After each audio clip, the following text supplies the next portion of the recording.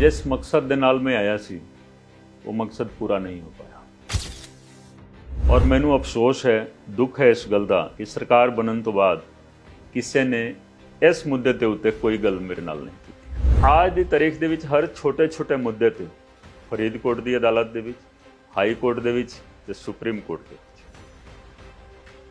मैं निजी तौर पर एडवोकेट करके हर थां ते जा रहा। मैं नहीं सोचा सी कि साडी सरकार जो बन जाऊगी तो मैनू वकील ले लेके मैं आप भी वकालत ज्वाइन की है, ठीक है, उन्होंने फीस भी दिलाउंदी होंदी है। मैं सच्चाई तुहानू बोलदा, ठीक है कि नहीं। लोगों को हाथ जोड़ के आज मैनू चंदा इकट्ठा करके फिर एडवोकेट्स की फीस मतलब देनी पैंदी। भगवंत मान जी ने उस दिन कहा सी जिस दिन ज्वाइनिंग हुई सी मेरी कि जो काम बतौर अफसर नहीं कर पाए परमात्मा की मर्जी के नाल अपनी कलमी करनगे, लेकिन एक बारी गल जरूर करनी चाहिए सी। इस वेले भगवंत मान ते कुंवर विजय प्रताप सिंह आमने सामने हो गए ने जी। एक दी जीत होनी है, जीत ओदी होगी जो गुरु गोबिंद सिंह जी चाहेंगे। ਤੁਹਾਡੇ ਤੇ ਪ੍ਰੈਸ਼ਰ ਨਹੀਂ ਰਹਿੰਦਾ ਕਿਸੇ ਤਰ੍ਹਾਂ ਦਾ ਕਿ ਕਿਉਂ ਬੋਲਦੇ ਹੋ, ਇੰਨੀ ਬੇਬਾਕੀ ਕਿਉਂ ਵਿਖਾਉਂਦੇ ਹੋ ਕਿ ਇਹ ਬੇਬਾਕੀ ਪੋਲਿਟਿਕਸ 'ਚ ਚੱਲਦੀ ਹੈ? लेकिन अपनी बेबाकी, अपनी काबलियत, अपनी एफिशिएंसी, अपनी इंटीग्रिटी ते मैं कोई समझौता नहीं कर सकता। ਤੇ ਜਿਸ ਕ੍ਰਾਂਤੀ ਨਾਲ ਤੁਸੀਂ ਚੱਲ ਰਹੇ ਹੋ, ਤੁਹਾਨੂੰ ਲੱਗਦਾ ਹੈ ਕਿ ਪਾਰਟੀ ਤੁਹਾਨੂੰ ਸਾਈਡਲਾਈਨ ਕਰ ਰਹੀ ਹੈ? ਸਾਈਡਲਾਈਨ ਕਈ ਲੋਕ ਇਹ ਵੀ ਸਵਾਲ ਕਰਦੇ ਨੇ, ਜੇ ਕਾਬਿਲ ਬੰਦਾ ਇਹ ਕਾਬਿਲ ਅਫਸਰ ਰਿਹਾ ਹੈ, ਹੁਣ ਵਿਧਾਇਕ ਹੈ, ਇਹਨੂੰ ਮੰਤਰੀ ਕਿਉਂ ਨਹੀਂ ਬਣਾਇਆ ਗਿਆ? ਗ੍ਰਹਿ ਵਿਭਾਗ ਹੋਣਾ ਚਾਹੀਦਾ ਤੁਹਾਡੇ ਕੋਲ। नहीं बनना, गृह मंत्री बनना नहीं बनना है। तो मैं अपनी पार्टी ਦੇ ਵਿੱਚ ਵੀ ਇਹੀ ਬੋਲਦਾ ਹਾਂ ਕਿ ਜੋ ਅਸੀਂ ਬੋਲ ਕੇ ਆਏ ਹਾਂ ਅਸੀਂ ਕਰੀਏ, ਨਹੀਂ ਤਾਂ ਲੋਕਾਂ ਨੇ ਦੇਖੋ ਇਹ ਕੋਈ ਬਿਜਲੀ 200-300 ਯੂਨਿਟ ਫ੍ਰੀ ਲੈ ਕੇ ਪੰਜਾਬ ਦੇ ਲੋਕ ਦੇਖੋ ਇਹ ਤਾਂ मतलब ਸਵੇਰ ਤੋਂ ਲੈ ਕੇ ਸ਼ਾਮ ਤੱਕ ਮੱਠੀ ਚਾਹ ਦਾ ਲੰਗਰ ਲਗਾ ਦਿੰਦੇ ਨੇ। ਉਹਨਾਂ ਲੋਕਾਂ ਵਾਸਤੇ ਦੇਖੋ 200-300 ਯੂਨਿਟ ਬਿਜਲੀ ਦਾ ਕੋਈ ਮਤਲਬ ਨਹੀਂ ਹੈ, ਕਿਉਂਕਿ 60% ਲੋਕਾਂ ਨੂੰ ਤਾਂ ਬਾਦਲ ਸਾਹਿਬ ਨੇ ਵੀ ਫ੍ਰੀ ਬਿਜਲੀ ਦਿੱਤੀ ਸੀ। ਜੋ ਗਠਜੋੜ ਕ੍ਰਿਮੀਨਲਸ ਤੇ ਮਾਫੀਆ ਦੇ ਨਾਲ ਅੱਜ ਦੀ ਤਾਰੀਖ ਦੇ ਵਿੱਚ ਹੈ, ਉਹ 5 ਸਾਲ ਪਹਿਲਾਂ ਜਾਂ 10 ਸਾਲ ਪਹਿਲਾਂ ਜਿਹੜਾ ਸੀਗਾ ਉਹਦੇ ਵਿੱਚ ਕੋਈ ਫਰਕ ਨਹੀਂ ਹੈ, ਕੋਈ ਫਰਕ ਨਹੀਂ। ਔਰ ਮੈਂ ਇਹ ਗੱਲ ਮੁੱਖ ਮੰਤਰੀ ਸਾਹਿਬ ਨੂੰ, ਮੁੱਖ ਮੰਤਰੀ ਸਾਹਿਬ ਦੇ ਦਫ਼ਤਰ ਨੂੰ, ਡੀਜੀਪੀ ਸਾਹਿਬ ਨੂੰ, ਡੀਜੀਪੀ ਸਾਹਿਬ ਦੇ ਦਫ਼ਤਰ ਨੂੰ ਇਨ ਰਾਈਟਿੰਗ, ਓਰਲੀ ਹਰ ਚੀਜ਼ ਉਹਨਾਂ ਦੀ ਨੋਟਿਸ ਦੇ ਵਿੱਚ ਮੈਂ ਲਿਆ ਚੁੱਕਿਆ ਹਾਂ। ਜਦੋਂ ਵੀ ਸਰਕਾਰ ਆਉਂਦੀ ਹੈ ਨਾ, ਕੈਪਟਨ ਸਾਹਿਬ ਆਏ, ਅਕਾਲੀਆਂ ਨੂੰ ਫੜ ਕੇ ਅੰਦਰ ਦੇਣਾ ਸ਼ੁਰੂ ਕੀਤਾ। ਸਾਡੀ ਸਰਕਾਰ ਵੀ ਆਈ ਹੋਈ ਹੈ, ਠੀਕ ਹੈ ਕਿ ਨਹੀਂ। ਅਸੀਂ ਉਹਨਾਂ ਲੋਕਾਂ ਨੂੰ ਫੜ ਕੇ ਅੰਦਰ ਦੇ ਰਹੇ ਹਾਂ, ਉਹਨਾਂ ਦੇ ਮੰਤਰੀ ਨੂੰ, ਠੀਕ ਹੈ ਕਿ ਨਹੀਂ। ਲੇਕਿਨ ਅਸੀਂ ਸਭ ਤੋਂ ਪਹਿਲਾਂ ਕੰਸੈਂਟਰੇਟ ਕਰਨਾ ਚਾਹੀਦਾ ਹੈ ਆਪਣੇ ਗੁੱਡ ਗਵਰਨੈਂਸ ਤੇ, ਕਿ ਕੀ ਸਾਡੀ ਸਰਕਾਰ ਦੇ ਵਿੱਚ ਕਰਪਸ਼ਨ ਹੋ ਰਿਹਾ ਹੈ ਕਿ ਨਹੀਂ ਹੋ ਰਿਹਾ ਹੈ। ਜੋ ਪੈਸੇ ਤਹਿਸੀਲ ਕੰਪਲੈਕਸ ਦੇ ਵਿੱਚ ਚੱਲਦੇ ਸੀ 5 ਸਾਲ ਪਹਿਲਾਂ, ਅੱਜ वही ਚੱਲ ਰਹੇ ਨੇ, ਠੀਕ ਹੈ ਜੀ। ਹਰ ਬਰਥ ਸਰਟੀਫਿਕੇਟ बनाना है 5000 ਤੋਂ ਲੈ ਕੇ 5 ਲੱਖ ਤੱਕ ਰੇਟ, ਜੋ 5 ਸਾਲ ਪਹਿਲਾਂ ਸੀਗਾ ਅੱਜ ਵੀ वही ਹੈ। ਦੇਖੋ ਬੇਬਾਕੀ ਦੀ ਤੁਸੀਂ ਗੱਲ ਕੀਤੀ, ਮੈਂ ਬੇਬਾਕੀ ਦੇ ਨਾਲ ਕਹਿ ਰਿਹਾ ਕਿ ਤੁਸੀਂ ਅੰਮ੍ਰਿਤਸਰ ਦੇ ਕਿਸੇ ਦਫ਼ਤਰ ਦੇ ਵਿੱਚ ਜਾ ਕੇ ਦੇਖੋ, ਤੁਸੀਂ ਇੱਕ ਬਰਥ ਸਰਟੀਫਿਕੇਟ ਬਣਵਾਓ, ਲੁਧਿਆਣਾ ਚਲੇ ਜਾਓ, ਜਲੰਧਰ ਚਲੇ ਜਾਓ, ਇਹ ਸਾਰਿਆਂ ਨੂੰ ਪਤਾ ਹੈ। ਤੇ ਇੱਕ ਦੋ ਆਦਮੀ ਨੂੰ ਫੜਨ ਦੇ ਨਾਲ ਕੁਝ ਨਹੀਂ ਹੁੰਦਾ, ਅਸੀਂ ਟ੍ਰੈਂਡ ਸੈੱਟ ਕਰਨਾ ਹੁੰਦਾ ਹੈ। ਸਤਿ ਸ਼੍ਰੀ ਅਕਾਲ, ਮੈਂ ਹਰਸ਼ਦੀਪ ਕੌਰ, ਤੁਸੀਂ ਦੇਖ ਰਹੇ ਹੋ ਪੰਜਾਬ ਤੱਕ। ਸਾਡੇ ਨਾਲ ਪੰਜਾਬ ਦੇ ਸਾਬਕਾ ਆਈਪੀਐਸ ਅਫਸਰ ਤੇ ਆਮ ਆਦਮੀ ਪਾਰਟੀ ਦੇ ਵਿਧਾਇਕ ਕੁੰਵਰ ਵਿਜੇ ਪ੍ਰਤਾਪ ਸਿੰਘ ਜੀ ਨੇ। ਬਤੌਰ ਅਫਸਰ ਵੀ ਇਹ ਬੜੀ ਬੇਬਾਕੀ ਨਾਲ ਵਿਚਰਦੇ ਸਨ। ਕਈ ਸਿਆਸਤਦਾਨ ਇਹਨਾਂ ਤੋਂ ਔਖੇ ਰਹੇ ਤੇ ਵਿਧਾਇਕ ਬਣਨ ਤੋਂ ਬਾਅਦ, ਸਿਆਸਤਦਾਨ ਬਣਨ ਤੋਂ ਬਾਅਦ ਵੀ ਇਹ ਉਸੇ ਹਿਸਾਬ ਨਾਲ ਚੱਲਦੇ ਨੇ। ਪਰ ਇਹ ਜਿਹੜੀ ਬੇਬਾਕੀ ਹੈ ਇਹ ਪੋਲਿਟਿਕਸ 'ਚ ਕਿੰਨੀ ਚੱਲਦੀ ਹੈ, ਆਮ ਆਦਮੀ ਪਾਰਟੀ 'ਚ ਕਿਵੇਂ ਦੀ ਚੱਲ ਰਹੀ ਹੈ, ਇਸ ਬਾਰੇ ਇਹਨਾਂ ਕੋਲੋਂ ਸਵਾਲ ਪੁੱਛਾਂਗੇ। ਤੇ ਨਾਲੇ ਜਿਸ ਮਕਸਦ ਦੇ ਨਾਲ ਆਮ ਆਦਮੀ ਪਾਰਟੀ 'ਚ ਸ਼ਾਮਲ ਹੋਏ, ਕਿ ਉਹ ਮਕਸਦ ਇਹਨਾਂ ਦਾ ਪੂਰਾ ਹੋਇਆ। ਸਤਿ ਸ਼੍ਰੀ ਅਕਾਲ ਸਰ। ਸਤਿ ਸ਼੍ਰੀ ਅਕਾਲ। ਬਹੁਤ ਧੰਨਵਾਦ ਸਮਾਂ ਦੇਣ ਦੇ ਲਈ। ਬਰਗਾੜੀ, ਬਹਿਬਲ ਕਲਾਂ, ਕੋਟਕਪੂਰਾ, ਇਹ तमाम ਮੁੱਦੇ ਨੇ ਜੋ ਪੰਜਾਬ ਦੀਆਂ ਭਾਵਨਾਵਾਂ ਦੇ ਨਾਲ ਜੁੜੇ ਹੋਏ ਨੇ। ਮੈਨੂੰ ਯਾਦ ਹੈ ਅਰਵਿੰਦ ਕੇਜਰੀਵਾਲ ਦਾ ਬਿਆਨ, ਪੰਜਾਬ ਦੇ ਲੋਕਾਂ ਨੂੰ ਵੀ ਯਾਦ ਹੈ ਕਿ ਉਹ 24 ਘੰਟੇ ਦੀ ਗੱਲ ਕਰ ਰਹੇ ਸੀ ਕਿ ਇਨਸਾਫ ਦਿੱਤਾ ਜਾ ਸਕਦਾ ਹੈ। ਉਹਨਾਂ ਨੇ ਤੁਹਾਡਾ ਜ਼ਿਕਰ ਵੀ ਕੀਤਾ, ਤੁਸੀਂ ਪੋਸਟਰ ਬॉय ਰਹੇ ਇਸ ਪੂਰੇ ਆਮ ਆਦਮੀ ਪਾਰਟੀ ਦੇ ਇਸ ਕੈਂਪੇਨ ਦੇ, ਇਸ ਲੋਕਾਂ ਨੂੰ ਵਿਸ਼ਵਾਸ ਦਿਵਾਉਣ 'ਚ ਕਿ ਅਸੀਂ ਇਨਸਾਫ ਦਿਵਾਵਾਂਗੇ। ਦੇਖੋ ਜਿਸ ਮਕਸਦ ਦੇ ਨਾਲ ਮੈਂ ਆਇਆ ਸੀ ਉਹ ਮਕਸਦ ਪੂਰਾ ਨਹੀਂ ਹੋ ਪਾਇਆ। ਸਾਡੀ ਆਪਣੀ ਸਰਕਾਰ ਦੇ ਕੋਲ ਸਿਰਫ 1 ਮਹੀਨੇ ਦਾ ਟਾਈਮ ਸੀਗਾ ਔਰ ਮੈਨੂੰ ਅਫਸੋਸ ਹੈ, ਦੁੱਖ ਹੈ ਇਸ ਗੱਲ ਦਾ ਕਿ ਸਰਕਾਰ ਬਣਨ ਤੋਂ ਬਾਅਦ ਕਿਸੇ ਨੇ ਇਸ ਮੁੱਦੇ ਦੇ ਉੱਤੇ ਕੋਈ ਗੱਲ ਮੇਰੇ ਨਾਲ ਨਹੀਂ ਕੀਤੀ ਹੈ।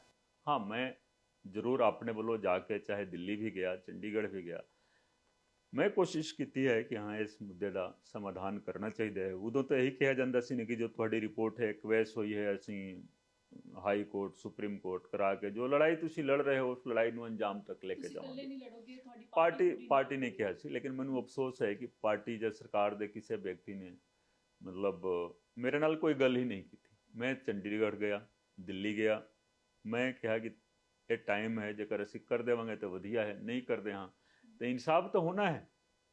13 ਅਪ੍ਰੈਲ 2021 ਦਾ ਮੇਰਾ ਫੇਸਬੁੱਕ ਪੋਸਟ ਤੁਸੀਂ ਦੇਖੋ, ਮੈਂ ਲਿਖ ਦਿੱਤਾ ਸੀ ਕਿ ਮੈਂ ਆਪਣੀ ਅਪੀਲ ਗੁਰੂ ਗੋਬਿੰਦ ਸਿੰਘ ਜੀ ਦੀ ਅਦਾਲਤ ਦੇ ਵਿੱਚ ਰੱਖ ਦਿੱਤੀ ਹੈ, ਕਿਉਂਕਿ ਬੇਅਦਬੀ ਹੋਈ ਹੈ ਔਰ ਗੁਰੂ ਗ੍ਰੰਥ ਸਾਹਿਬ ਜੀ ਦਾ ਅਪਮਾਨ ਹੋਇਆ ਹੈ ਔਰ ਗੁਰੂ ਗ੍ਰੰਥ ਸਾਹਿਬ ਜੀ ਨੂੰ ਗੁਰੂ ਗੋਬਿੰਦ ਸਿੰਘ ਜੀ ਨਹੀਂ ਬਣਾਇਆ ਸੀ, ਤਾਂ ਆਪੇ ਇਨਸਾਫ ਤਾਂ ਉਹਨਾਂ ਨੇ ਕਰ ਦੇਣਾ।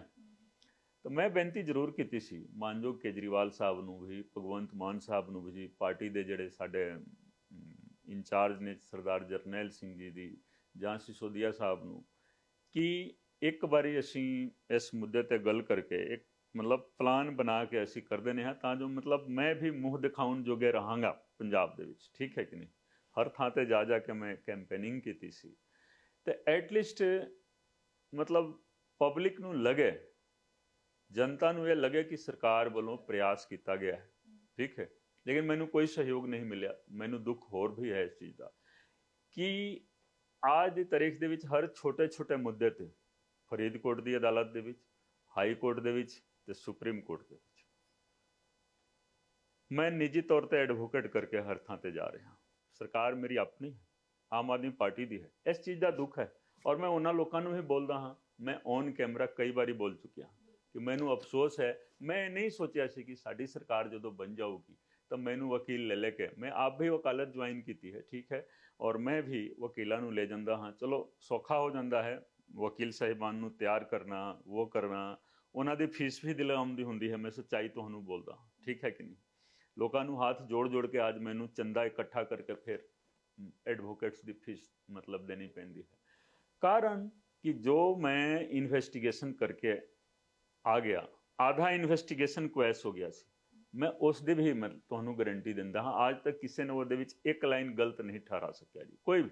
ਮਾਨਯੋਗ ਹਾਈ ਕੋਰਟ ਦਾ ਜੋ ਫੈਸਲਾ ਆਇਆ, ਠੀਕ ਹੈ, ਅਸੀਂ ਮੰਨ ਰਹੇ ਹਾਂ, ਲੇਕਿਨ ਉਸ ਨੂੰ ਵੀ ਮੈਂ ਡਿਵੀਜ਼ਨ ਬੈਂਚ ਦੇ ਵਿੱਚ, ਮਾਨਯੋਗ ਹਾਈ ਕੋਰਟ ਦੇ ਵਿੱਚ ਮੈਂ ਚੈਲੰਜ ਕੀਤਾ ਹੋਇਆ ਹਾਂ, ਕਿਉਂਕਿ ਫੈਸਲਾ ਮੈਰਿਟ ਤੇ ਨਹੀਂ ਹੋਇਆ ਹੈ। ਮੈਰਿਟ ਤੇ ਫੈਸਲਾ ਉਦੋਂ ਹੁੰਦਾ ਜਦੋਂ ਕੇਸ ਫਾਈਲ ਮੰਗਾ ਕੇ ਹਾਈ ਕੋਰਟ ਦੇ ਵਿੱਚ ਮਤਲਬ ਮੈਰਿਟ ਦੇਖ ਕੇ ਫਿਰ ਫੈਸਲਾ ਹੁੰਦਾ, ਠੀਕ ਹੈ ਕਿ ਨਹੀਂ। ਤੇ ਮੇਰੀ ਇਹੀ ਬੇਨਤੀ ਹੈ ਕਿ ਹਾਂ, ਜਦੋਂ ਵੀ ਫੈਸਲਾ ਹੋਵੇ ਨਾ, ਤੇ ਕੇਸ ਫਾਈਲ ਉਹਦੇ ਵਿੱਚ ਕੀ ਲਿਖਿਆ ਹੋਇਆ ਹੈ ਇਹ ਤਾਂ ਕਿਸੇ ਨੇ ਨਹੀਂ ਦੇਖਿਆ ਨਾ। ਤੇ ਇਸੇ ਗਰਾਊਂਡ ਤੇ ਮੈਂ ਅਪੀਲ ਵੀ ਫਾਈਲ ਕੀਤੀ ਹੋਈ ਹੈ। ਤੇ ਬੇਸ਼ੱਕ ਮੇਰੀ ਅਪੀਲ ਗੁਰੂ ਗੋਬਿੰਦ ਸਿੰਘ ਜੀ ਦੀ ਅਦਾਲਤ ਦੇ ਵਿੱਚ ਹੈ, ਲੇਕਿਨ ਇਸ ਲੀਗਲ ਕੋਰਟਸ ਦੇ ਵਿੱਚ ਵੀ ਜਿੱਥੇ ਜੋ ਕੰਮ ਚੱਲ ਰਿਹਾ ਹੈ, ਮੈਨੂੰ ਸੀਗਾ ਕਿ ਹਾਂ ਮਤਲਬ ਸਾਡੀ ਸਰਕਾਰ ਲੜੂਗੀ, ਸਰਕਾਰੀ ਤੌਰ ਤੇ ਲੜੂਗੀ। ਉਹ ਇਸ ਕਰਕੇ ਵੀ ਹੋ ਰਿਹਾ ਹੈ ਕਿਉਂਕਿ ਦੇਖੋ ਚੰਨੀ ਸਾਹਿਬ ਆਏ, ਉਹਨਾਂ ਨੇ ਐਡਵੋਕੇਟ ਜਨਰਲ ਦੋਸ਼ੀਆਂ ਦੇ ਵਕੀਲ ਨੂੰ ਲਗਾ ਦਿੱਤਾ। ਉਦੋਂ ਦੇ ਇੱਕ ਮੰਤਰੀ ਸਾਹਿਬ ਨੇ ਇਹ ਬਿਆਨ ਦਿੱਤਾ ਕਿ ਪਹਿਲਾਂ ਇਹ ਕੇਸ ਜਿੱਤਦੇ ਸੀਗੇ ਦੋਸ਼ੀਆਂ ਦੀ ਤਰਫੋਂ, ਤੇ ਹੁਣ ਕੇਸ ਜਿੱਤਣਗੇ ਸਰਕਾਰ ਦੀ ਤਰਫੋਂ। ਇਹ ਸਾਰਿਆਂ ਨੂੰ ਪਤਾ ਹੈ ਕਿ ਜਦੋਂ ਇੱਕ ਵਕੀਲ, ਮੈਂ ਵੀ ਵਕੀਲ ਹਾਂ, ਦੇਖੋ ਕੈਪਟਨ ਸਾਹਿਬ ਨੂੰ ਵੀ ਪਤਾ ਹੈ ਕਿ ਹਾਂ, ਮੈਂ ਜਿਸ ਦਿਨ ਨੌਕਰੀ ਛੱਡੀ ਸੀ ਅਗਲੇ ਦਿਨ ਮੈਂ ਵਕੀਲ ਬਣ ਗਿਆ ਸੀ। ਮੈਂ ਬਾਰ ਕਾਉਂਸਲ ਦੇ ਵਿੱਚ ਆਪਣਾ ਇਨਰੋਲਮੈਂਟ ਵੀ ਕਰਾਇਆ ਔਰ ਮੈਂ ਵੈਲ ਕਨੈਕਟਡ ਹਾਂ ਜੀ ਅਦਾਲਤ ਤੋਂ ਔਰ ਅਦਾਲਤੀ ਕੰਮਕਾਜ ਤੋਂ, ਬਾਰ ਤੋਂ, ਔਰ ਘੱਟੋ ਘੱਟ ਡਿਸਟ੍ਰਿਕਟ ਲੈਵਲ ਤੇ ਵੀ 5-6 ਬਾਰਸ ਦਾ ਮੈਂ ਮੈਂਬਰ ਹਾਂ, ਠੀਕ ਹੈ। ਤੇ ਸਾਰਿਆਂ ਨੂੰ ਪਤਾ ਹੈ ਕਿ ਜਦੋਂ ਤੁਸੀਂ ਇੱਕੋ ਕੇਸ ਦੇ ਵਿੱਚ ਜੇਕਰ ਆਪੋਜਿਟ ਪੱਖ ਨੂੰ ਤੁਸੀਂ ਰਿਪਰੈਜ਼ੈਂਟ ਕਰਤਾ ਤਾਂ ਤੁਸੀਂ ਦੂਸਰੇ ਪੱਖ ਨੂੰ ਨਹੀਂ ਕਰ ਸਕਦੇ। ਲੇਕਿਨ ਇਹਨਾਂ ਦੇ ਮੰਤਰੀ ਬੋਲਦੇ ਸੀ। ਸਾਡੀ ਸਰਕਾਰ ਆਈ ਹੈ, ਸਿੱਧੂ ਸਾਹਿਬ ਬਣੇ, ਬਾਅਦ ਦੇ ਵਿੱਚ ਫਿਰ ਇਹੀ ਹੋਇਆ। ਸੁਮੇਧ ਸਿੰਘ ਸੈਣੀ ਦਾ ਐਡਵੋਕੇਟ ਸਾਡਾ ਐਡਵੋਕੇਟ ਜਨਰਲ ਹੈ। ਮੈਂ ਰਿਪੀਟ ਕਰਦਾ ਹਾਂ, ਸੁਮੇਧ ਸਿੰਘ ਸੈਣੀ ਜੋ ਪ੍ਰਾਈਮ ਐਕਿਊਜ਼ਡ ਨੇ, ਚਾਰਜਸ਼ੀਟ ਮੇਰੇ ਵੱਲੋਂ ਵੀ ਹੋਏ ਸੀਗੇ, ਤੇ ਜੋ ਬਾਅਦ ਦੇ ਵਿੱਚ SIT ਹੈ ਉਹਨਾਂ ਨੇ ਵੀ ਚਾਰਜਸ਼ੀਟ ਕੀਤੀ ਸੀ। ਉਹਨਾਂ ਦੇ ਜੋ ਨਿੱਜੀ ਐਡਵੋਕੇਟ ਸੀਗੇ ਉਹ ਸਾਡੇ ਇਸ ਵੇਲੇ ਐਡਵੋਕੇਟ ਜਨਰਲ। ਮੈਂ ਉਹਨਾਂ ਦੀ ਬੁੱਧੀਮਤਾ, ਉਹਨਾਂ ਦੇ ਇੰਟੈਲੈਕਟ, ਉਹਨਾਂ ਦੀ ਕੰਪੀਟੈਂਸੀ ਨੂੰ ਮੈਂ ਸਲਾਮ ਕਰਦਾ ਹਾਂ। A1 ਗ੍ਰੇਡ ਦੇ ਐਡਵੋਕੇਟ ਨੇ। ਨਿੱਜੀ ਤੌਰ ਤੇ ਵੀ ਮੈਨੂੰ ਕੋਈ ਲੋੜ ਹੁੰਦੀ ਸੀ ਤਾਂ ਮੈਂ ਪੁੱਛ ਲੈਂਦਾ ਹੁੰਦਾ ਸੀ, ਲੇਕਿਨ ਜੋ ਰੂਲ ਆਫ ਗਵਰਨੈਂਸ ਹੈ ਨਾ, ਉਹ ਇਹ ਕਹਿੰਦਾ ਹੈ ਕਿ ਜਦੋਂ ਕੋਈ ਜ਼ਿਆਦਾ ਮਤਲਬ, ਕਿਉਂਕਿ ਇਹੀ ਕੇਸ ਸਾਡਾ ਸੀਗਾ, ਇਹ ਕੇਸ ਸਭ ਤੋਂ ਅਹਿਮ ਕੇਸ ਸੀਗਾ। ਤਾਂ ਜੇਕਰ ਮੰਨ ਲਓ ਉਹਨਾਂ ਦੇ ਐਡਵੋਕੇਟ ਇੱਧਰ ਲੱਗੇ ਹੋਏ ਨੇ ਤਾਂ ਇੱਧਰ ਇਨਸਾਫ ਨਹੀਂ ਹੋ ਸਕਦਾ ਹੈ। ਇਸ ਕਰਕੇ ਮੈਨੂੰ ਨਿੱਜੀ ਵਕੀਲਾਂ ਨੂੰ ਲੈ ਕੇ ਠੀਕ ਹੈ ਨਾ। ਮੈਂ ਉਹਨਾਂ ਵਕੀਲਾਂ ਨੂੰ ਵੀ ਸਲਾਮ ਕਰਦਾ ਹਾਂ ਕਿ ਮੇਰੇ ਕਹਿਣ ਤੇ ਦੇਖੋ ਅਦਾਲਤਾਂ ਦੇ ਵਿੱਚ ਜਾ ਰਹੇ ਨੇ।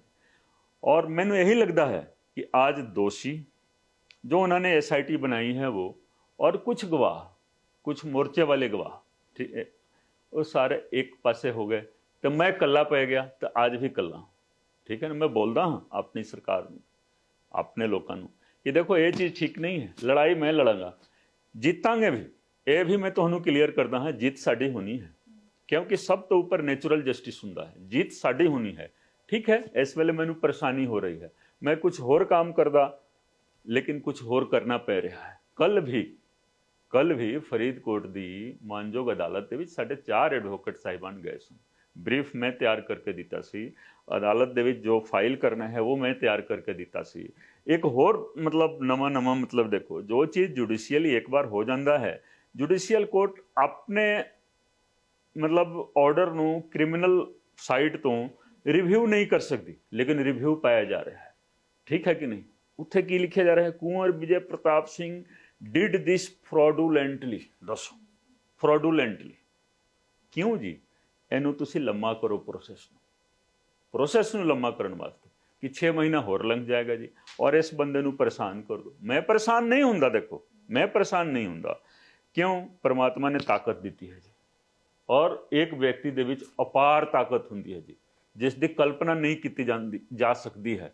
ताही गुरु गोबिंद सिंह जी ने कहा कि 1.25 लाख से एक लड़ाऊं, 1.25 लाख से एक लड़ाऊं, तो 1.25 लाख के नाल मुकाबला करने वास्ते तो मैं कल्ले तैयार हाँ।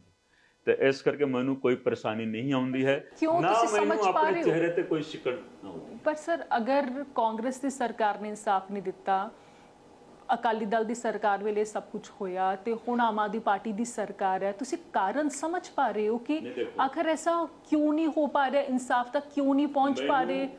भगवंत मान जी ने उस दिन कहा सी, जिस दिन ज्वाइनिंग हुई सी मेरी, कि जो काम बतौर अफसर नहीं कर पाए, परमात्मा की मर्जी दे नाल अपनी कलमी करनगे, अपने हथी करनगे। ਉਹਨਾਂ ਦਾ ਬਿਆਨ ਹੈ, ਤੁਸੀਂ YouTube ਤੇ ਦੇਖੋ, ਮੇਰੇ ਵੀ ਤੁਸੀਂ Facebook YouTube ਹਰ ਥਾਂ ਤੇ ਤੁਸੀਂ ਦੇਖ ਸਕਦੇ ਹੋ। ਉਹਨਾਂ ਦਾ ਬਿਆਨ ਹੈ, ਪਾਰਟੀ ਦੇ ਵੀ ਉਹਦੇ ਉੱਤੇ ਹੈ। ਲੇਕਿਨ ਇੱਕ ਵਾਰੀ ਗੱਲ ਜ਼ਰੂਰ ਕਰਨੀ ਚਾਹੀਦੀ ਸੀ। ਇਹ ਮੈਂ ਕੋਈ ਆਪਣਾ ਰਿਜੈਂਟਮੈਂਟ ਨਹੀਂ ਸ਼ੋ ਕਰ ਰਿਹਾ। ਹੋ ਸਕਦਾ ਹੈ ਕਿ ਪਰਮਾਤਮਾ मतलब मेरी ਪ੍ਰੀਖਿਆ ले रहे होंगे कि ਇਹਨਾਂ मतलब ਹਾਲਾਤਾਂ ਦੇ ਵਿੱਚ ਇਹ ਬੰਦਾ ਆਪਣੇ ਆਪ ਨੂੰ ਕਿਸ ਤਰੀਕੇ ਦੇ ਨਾਲ, ਮੇਰੀ ਗੱਲ ਪੂਰੀ ਹੁੰਦੀ ਕਿ ਕਿਸ ਤਰੀਕੇ ਦੇ ਨਾਲ ਆਪਣੇ ਆਪ ਨੂੰ ਕੰਡਕਟ ਕਰ ਰਿਹਾ ਹੈ, मैं करी जा रहा। हो सकता है कि केजरीवाल साहब भी मेरा इम्तहान ले रहे होंगे कि हाँ एडवर्स हालातों के विच भी यह बंदा अपने आप को किस तरीके दे नाल कंडक्ट कर रहा है, तो मैं अपने आप को कर रहा हूँ। मैनू कोई मतलब है नहीं है। तो बस यही है कि असी स्ट्रेट चलते हैं, साड़ी पॉलिटिक्स रेवोल्यूशनरी पॉलिटिक्स है। कोई ना सहयोग करे तभी जित साड़ी होनी है, जित साड़ी होनी है। क्यों? जिस दे नाल गुरु गोबिंद सिंह जी की ताकत लगी होवे ने जी, वो कदे भी हार नहीं सकता जी, क्योंकि आपने 4 पुत वार दिन तो बाद उन्होंने की कहा कि 4 मुए तो क्या हुआ, जीवित कई हज़ार। असी जीवित कई हज़ार जेड़े जो संख्या है ना, बहुत छोटी होंदी जा रही है। मैं वेख रहा असी उहदे विच अपना नाम जरूर शामिल करवावांगे। साडा यही है कि उहदे विच साडा नाम आ गया तो यह जिंदगी साडी मतलब सफल हो गई, असी ये मान के चलांगे तो साडी जीत होनी है जी। भावें कोई सपोर्ट ना करे, बैरीयर्स बाधावां आउंदियां ने जांदियां ने, हो सकता है कि यह साडा इम्तिहान हो रहा होगा। उस इम्तिहान दे विच असीं पास जरूर होना है, जरूर पास होना है। पर बिल्कुल सर वही इम्तिहान तुसी कह रहे हो कि शायद भगवंत मान अरविंद केजरीवाल इम्तिहान लै रहे हो हुण तुहाडा, पर सर ये इम्तिहान सिर्फ तुहाडा नहीं है। जिहड़ा मुद्दा है पंजाब दी भावनावां नाल जुड़िया है, ते जिस तरह स्टेज तो इस मुद्दे नूं वार-वार चुक्किया गया, गल कीती गई, अकाली दल नूं कोसिया गया, कांग्रेस नूं कोसिया गया, अज आम आदमी पार्टी भी उन्हां चीज़ां ते लोकां दी उम्मीदां ते खरी नहीं उतरी। तुसी कारण की समझदे हो? तुसी सरकार दा पार्ट हो। ਇਹ ਤਾਂ ਮੁੱਖ ਮੰਤਰੀ ਸਾਹਿਬ ਹੀ ਦੱਸ ਸਕਦੇ ਨੇ, ਇਸ ਦਾ ਕਾਰਨ ਮੈਂ ਨਹੀਂ ਦੱਸ ਸਕਦਾ। ਕਿਉਂਕਿ ਅਰਵਿੰਦ ਕੇਜਰੀਵਾਲ ਦਾ ਬਿਆਨ ਪੰਜਾਬ ਦੇ ਲੋਕਾਂ ਨੂੰ ਯਾਦ ਹੈ, ਉਹ ਕਹਿੰਦੇ ਨੇ ਕਿ ਤੁਹਾਨੂੰ ਵੀ ਪਤਾ ਹੈ ਕਿ ਮਾਸਟਰਮਾਈਂਡ ਕੌਣ ਨੇ। ਦੇਖੋ ਮੈਨੂੰ ਨਹੀਂ ਪਤਾ ਸੀ ਕਿ ਹਾਂ ਇਸ ਮੁੱਦੇ ਤੇ ਅਸੀਂ ਅੱਜ ਗੱਲ ਕਰਾਂਗੇ, ਨਹੀਂ ਮੈਂ ਤਿਆਰ ਸੀਗਾ, ਲੇਕਿਨ ਇਸ ਦਾ ਬਿਹਤਰ ਜਵਾਬ ਸਾਡੇ ਮੁੱਖ ਮੰਤਰੀ ਸਾਹਿਬ, ਸਾਡੇ ਅਰਵਿੰਦ ਕੇਜਰੀਵਾਲ ਸਾਹਿਬ ਹੀ ਦੇ ਸਕਦੇ ਨੇ ਕਿ ਉਹਨਾਂ ਦਾ ਹੋ ਸਕਦਾ ਹੈ ਕੋਈ ਮਜਬੂਰੀ ਹੋਊਗੀ ਜਾਂ ਦੂਜੇ ਕੰਮਾਂ ਦੇ ਵਿੱਚ ਜ਼ਿਆਦਾ ਲੱਗ ਗਏ ਨੇ, ਠੀਕ ਹੈ ਕਿ ਨਹੀਂ। ਫਿਰ ਵੀ ਮੈਂ ਆਪਣੇ ਪੱਧਰ ਤੇ ਕਰ ਰਹੇ ਹਾਂ और जीत साड़ी होनी है। एक पासे देखो उधरों ਸਰਕਾਰੀ ਵਕੀਲ ਇੱਕ ਤਰੀਕੇ ਦੇ ਨਾਲ ਦੇਖੋ ਨਾ, ਸਰਕਾਰ ਵਰਸਸ ਹੀ ਕੁंवर ਵਿਜੇ ਪ੍ਰਤਾਪ ਸਿੰਘ ਜਾਂ कुंवर ਵਿਜੇ ਪ੍ਰਤਾਪ ਸਿੰਘ ਵਰਸਸ ਸਰਕਾਰ ਹੀ ਚੱਲ ਰਿਹਾ ਹੈ। ਜੋ ਮੰਨ ਲਓ ਰਿਟ में ਕੈਪਟਨ ਅਮਰਿੰਦਰ ਸਿੰਘ ਜੀ ਦੇ ਟਾਈਮ ਪਾਈ ਸੀਗੀ, ਉਦੋਂ Kunwar Vijay Pratap versus state of Punjab ਸੀ। ਸਟੇਟ ਆਫ ਪੰਜਾਬ ਮੀਨਸ ਕੀ ਹੈ? Chief minister, home minister Amarinder Singh ਹੁੰਦੇ ਸੀ, ਬਾਅਦ ਦੇ ਵਿੱਚ ਰਣਜੀਤ ਚੰਨੀ, ਇਸ ਵੇਲੇ ਕੌਣ? ਭਗਵੰਤ ਮਾਨ। ਤੇ ਇਸ ਵੇਲੇ ਭਗਵੰਤ ਮਾਨ ਤੇ कुंवर ਵਿਜੇ ਪ੍ਰਤਾਪ ਸਿੰਘ ਆਮਣੇ ਸਾਹਮਣੇ ਹੋ ਗਏ ਨੇ ਜੀ। ਇੱਕ ਦੀ ਜਿੱਤ ਹੋਣੀ ਹੈ ਨਾ, ਜਿੱਤ ਉਹਦੀ ਹੋ ਗਈ ਜੋ ਗੁਰੂ ਗੋਬਿੰਦ ਸਿੰਘ ਜੀ ਚਾਹੁੰਦੇ। ਠੀਕ ਹੈ ਕਿ ਨਹੀਂ? ਇਸ ਵੇਲੇ ਅਸੀਂ ਆਮਣੇ ਸਾਹਮਣੇ ਇਸ ਮੁੱਦੇ ਦੇ ਉੱਤੇ ਪਾਰਟੀ ਦੇ ਵਿੱਚ ਅਸੀਂ ਇੱਕ ਸਾਥ ਕੰਮ ਕਰ ਰਹੇ ਹਾਂ। ਜੋ ਮੇਰੀ ਜ਼ਿੰਮੇਵਾਰੀ ਲੱਗਦੀ ਕਰਦਾ, ਆਪਣੀ ਬੇਬਾਕੀ ਨਹੀਂ ਛੱਡ ਸਕਦਾ, ਆਪਣਾ ਪ੍ਰੋਫੈਸ਼ਨਲਿਜ਼ਮ ਨਹੀਂ ਛੱਡ ਸਕਦਾ। ਠੀਕ ਹੈ, ਲੇਕਿਨ ਅਸੀਂ ਆਮਣੇ ਸਾਹਮਣੇ ਹਾਂ ਜੀ। ਠੀਕ ਹੈ, ਦੇਖ ਲੈਣਾ ਕਿ ਜਿੱਤ ਕਿਸ ਦੀ ਹੁੰਦੀ ਹੈ, ਕਿਸੇ ਨੇ ਕਿਸੇ ਦੀ ਤੇ ਜਿੱਤ ਹੋਣੀ ਹੈ ਤੇ ਦੁਨੀਆ ਵੀ ਦੇਖੋ। ਤੁਹਾਡੇ ਤੇ ਪ੍ਰੈਸ਼ਰ ਨਹੀਂ ਰਹਿੰਦਾ ਕਿਸੇ ਤਰ੍ਹਾਂ ਦਾ ਕਿ ਕਿਉਂ ਬੋਲਦੇ ਹੋ, ਇੰਨੀ ਬੇਬਾਕੀ ਕਿਉਂ ਵਿਖਾਉਂਦੇ ਹੋ, ਕਿ ਇਹ ਬੇਬਾਕੀ ਪੋਲਿਟਿਕਸ 'ਚ ਚੱਲਦੀ ਹੈ? ਸਾਡੇ ਲੀਡਰਾਂ ਨੂੰ ਵੀ ਪਤਾ ਹੈ, ਐਸੇ ਬੇਬਾਕੀ ਕਰਕੇ, ਐਸੇ ਕਾਬਲੀਅਤ ਕਰਕੇ ਕੇਜਰੀਵਾਲ ਸਾਹਿਬ ਆਏ ਸੀਗੇ ਅੰਮ੍ਰਿਤਸਰ ਪੰਜਾਬ ਦੇ ਵਿੱਚ ਜੁਆਇਨਿੰਗ ਵਾਸਤੇ। ਉਹ ਨਾ ਉਸ ਤੋਂ ਪਹਿਲਾਂ ਆਏ ਨਾ ਉਸ ਤੋਂ ਬਾਅਦ ਆਏ, ਔਰ ਮੈਂ ਇਹ ਬੇਬਾਕੀ ਤੇ ਇਹ ਕਾਬਲੀਅਤ ਆਪਣੇ ਕੋਲ ਰੱਖਣਾ ਚਾਹੁੰਦਾ ਹਾਂ। ਹੋ ਸਕਦਾ ਹੈ ਕਿ ਕੇਜਰੀਵਾਲ ਸਾਹਿਬ ਇੱਕ ਵਾਰ ਫਿਰ ਆਉਣ ਅੰਮ੍ਰਿਤਸਰ, ਠੀਕ ਹੋ ਸਕਦਾ ਹੈ, लेकिन अपनी बेबाकी, अपनी काबिलियत, अपनी एफिशिएंसी, अपनी इंटीग्रिटी ते मैं कोई समझौता नहीं कर सकता। प्रेशर रहता है? नहीं, वर्क प्रेशर ਹੁੰਦਾ ਹੈ। ਜੇਕਰ ਇਸ ਤਰ੍ਹਾਂ ਦਾ ਪ੍ਰੈਸ਼ਰ ਨਹੀਂ ਕਿ ਤੁਸੀਂ ਮੀਡੀਆ 'ਚ ਬਿਆਨ ਨਹੀਂ ਦੇਣਾ। ਮੈਂ ਕੋਈ ਹੋਰ ਕੰਮ ਕਰਦਾ ਤੇ ਕਿਸੇ ਰੀਟ ਦਾ ਜਵਾਬ ਬਣਾ ਰਿਹਾ ਹਾਂ, ਕਿਸੇ ਐਪਲੀਕੇਸ਼ਨ ਦਾ ਜਵਾਬ ਬਣਾ ਰਿਹਾ ਹਾਂ, ਅਦਾਲਤਾਂ ਦਾ ਮਿਸਯੂਜ਼ ਹੋ ਰਿਹਾ। ਕਿਉਂਕਿ ਦੇਖੋ, ਮੈਨੂੰ ਇੱਕ ਹੋਰ ਚੰਗੀ ਗੱਲ ਲੱਗੀ ਕਿ ਥੋੜਾ ਸਮੇਂ ਪੜ੍ਹਿਆ ਕਿ ਇਹ ਤਿੰਨ ਜਿਹੜੇ ਕਾਨੂੰਨ ਸੀਗੇ, Indian panel code, code of criminal procedure ਤੇ ਇੰਡੀਅਨ ਐਵੀਡੈਂਸ, ਇਹ ਤਿੰਨ ਜਿਹੜੇ ਕਾਨੂੰਨ ਨੇ ਇਹਦੇ ਵਿੱਚ ਕਾਫੀ ਬਦਲਾਅ ਹੋ ਰਿਹਾ ਹੈ। ਇਹ ਪਾਰਲੀਮੈਂਟ ਦੇ ਵਿੱਚ ਟੇਬਲ ਹੋ ਚੁੱਕੇ ਨੇ। ਜੋ ਮੌਜੂਦਾ ਕਾਨੂੰਨ ਹੈ ਅੰਗਰੇਜ਼ਾਂ ਦੇ ਟਾਈਮ ਦੀ ਹੈ ਜੀ। ਉਹਨਾਂ ਨੇ ਇਹ ਕਾਨੂੰਨ ਬਣਾਏ ਸੀ ਬ੍ਰਿਟਿਸ਼ ਲੀਗੇਸੀ ਨੂੰ ਮਜ਼ਬੂਤ ਕਰਨ ਵਾਸਤੇ, ਬ੍ਰਿਟਿਸ਼ ਪ੍ਰਭੂ ਸੱਤਾ ਨੂੰ ਭਾਰਤ ਤੇ ਭਾਰਤ ਦੇ ਲੋਕਾਂ ਦੇ ਉੱਤੇ ਮਜ਼ਬੂਤ ਕਰਨ ਵਾਸਤੇ ਬਣਾਇਆ ਸੀ। ਤਾਂ ਤੁਸੀਂ ਦੇਖੋਗੇ ਕਿ ਵੱਡੇ ਕੇਸਾਂ ਦੇ ਵਿੱਚ ਜੋ ਦੋਸ਼ੀ ਹੁੰਦੇ ਨੇ ਉਹ ਬਹੁਤ ਪਾਵਰਫੁਲ ਹੁੰਦੇ ਨੇ, ਉਹਨਾਂ ਕੋਲ ਰਿਸੋਰਸਸ ਵੀ ਹੁੰਦੇ ਨੇ, ਪਾਵਰ ਵੀ ਹੁੰਦਾ ਹੈ, ਮਸਲ ਪਾਵਰ ਵੀ ਹੁੰਦਾ ਹੈ, ਤਾਂ ਉੱਥੇ ਗੁੰਜਾਇਸ਼ ਹੁੰਦੀ ਹੈ। ਤਾਂ ਇਸ ਕੇਸ ਦੇ ਵਿੱਚ ਵੀ ਵਹੀ ਚੀਜ਼ ਹੋ ਰਿਹਾ ਹੈ।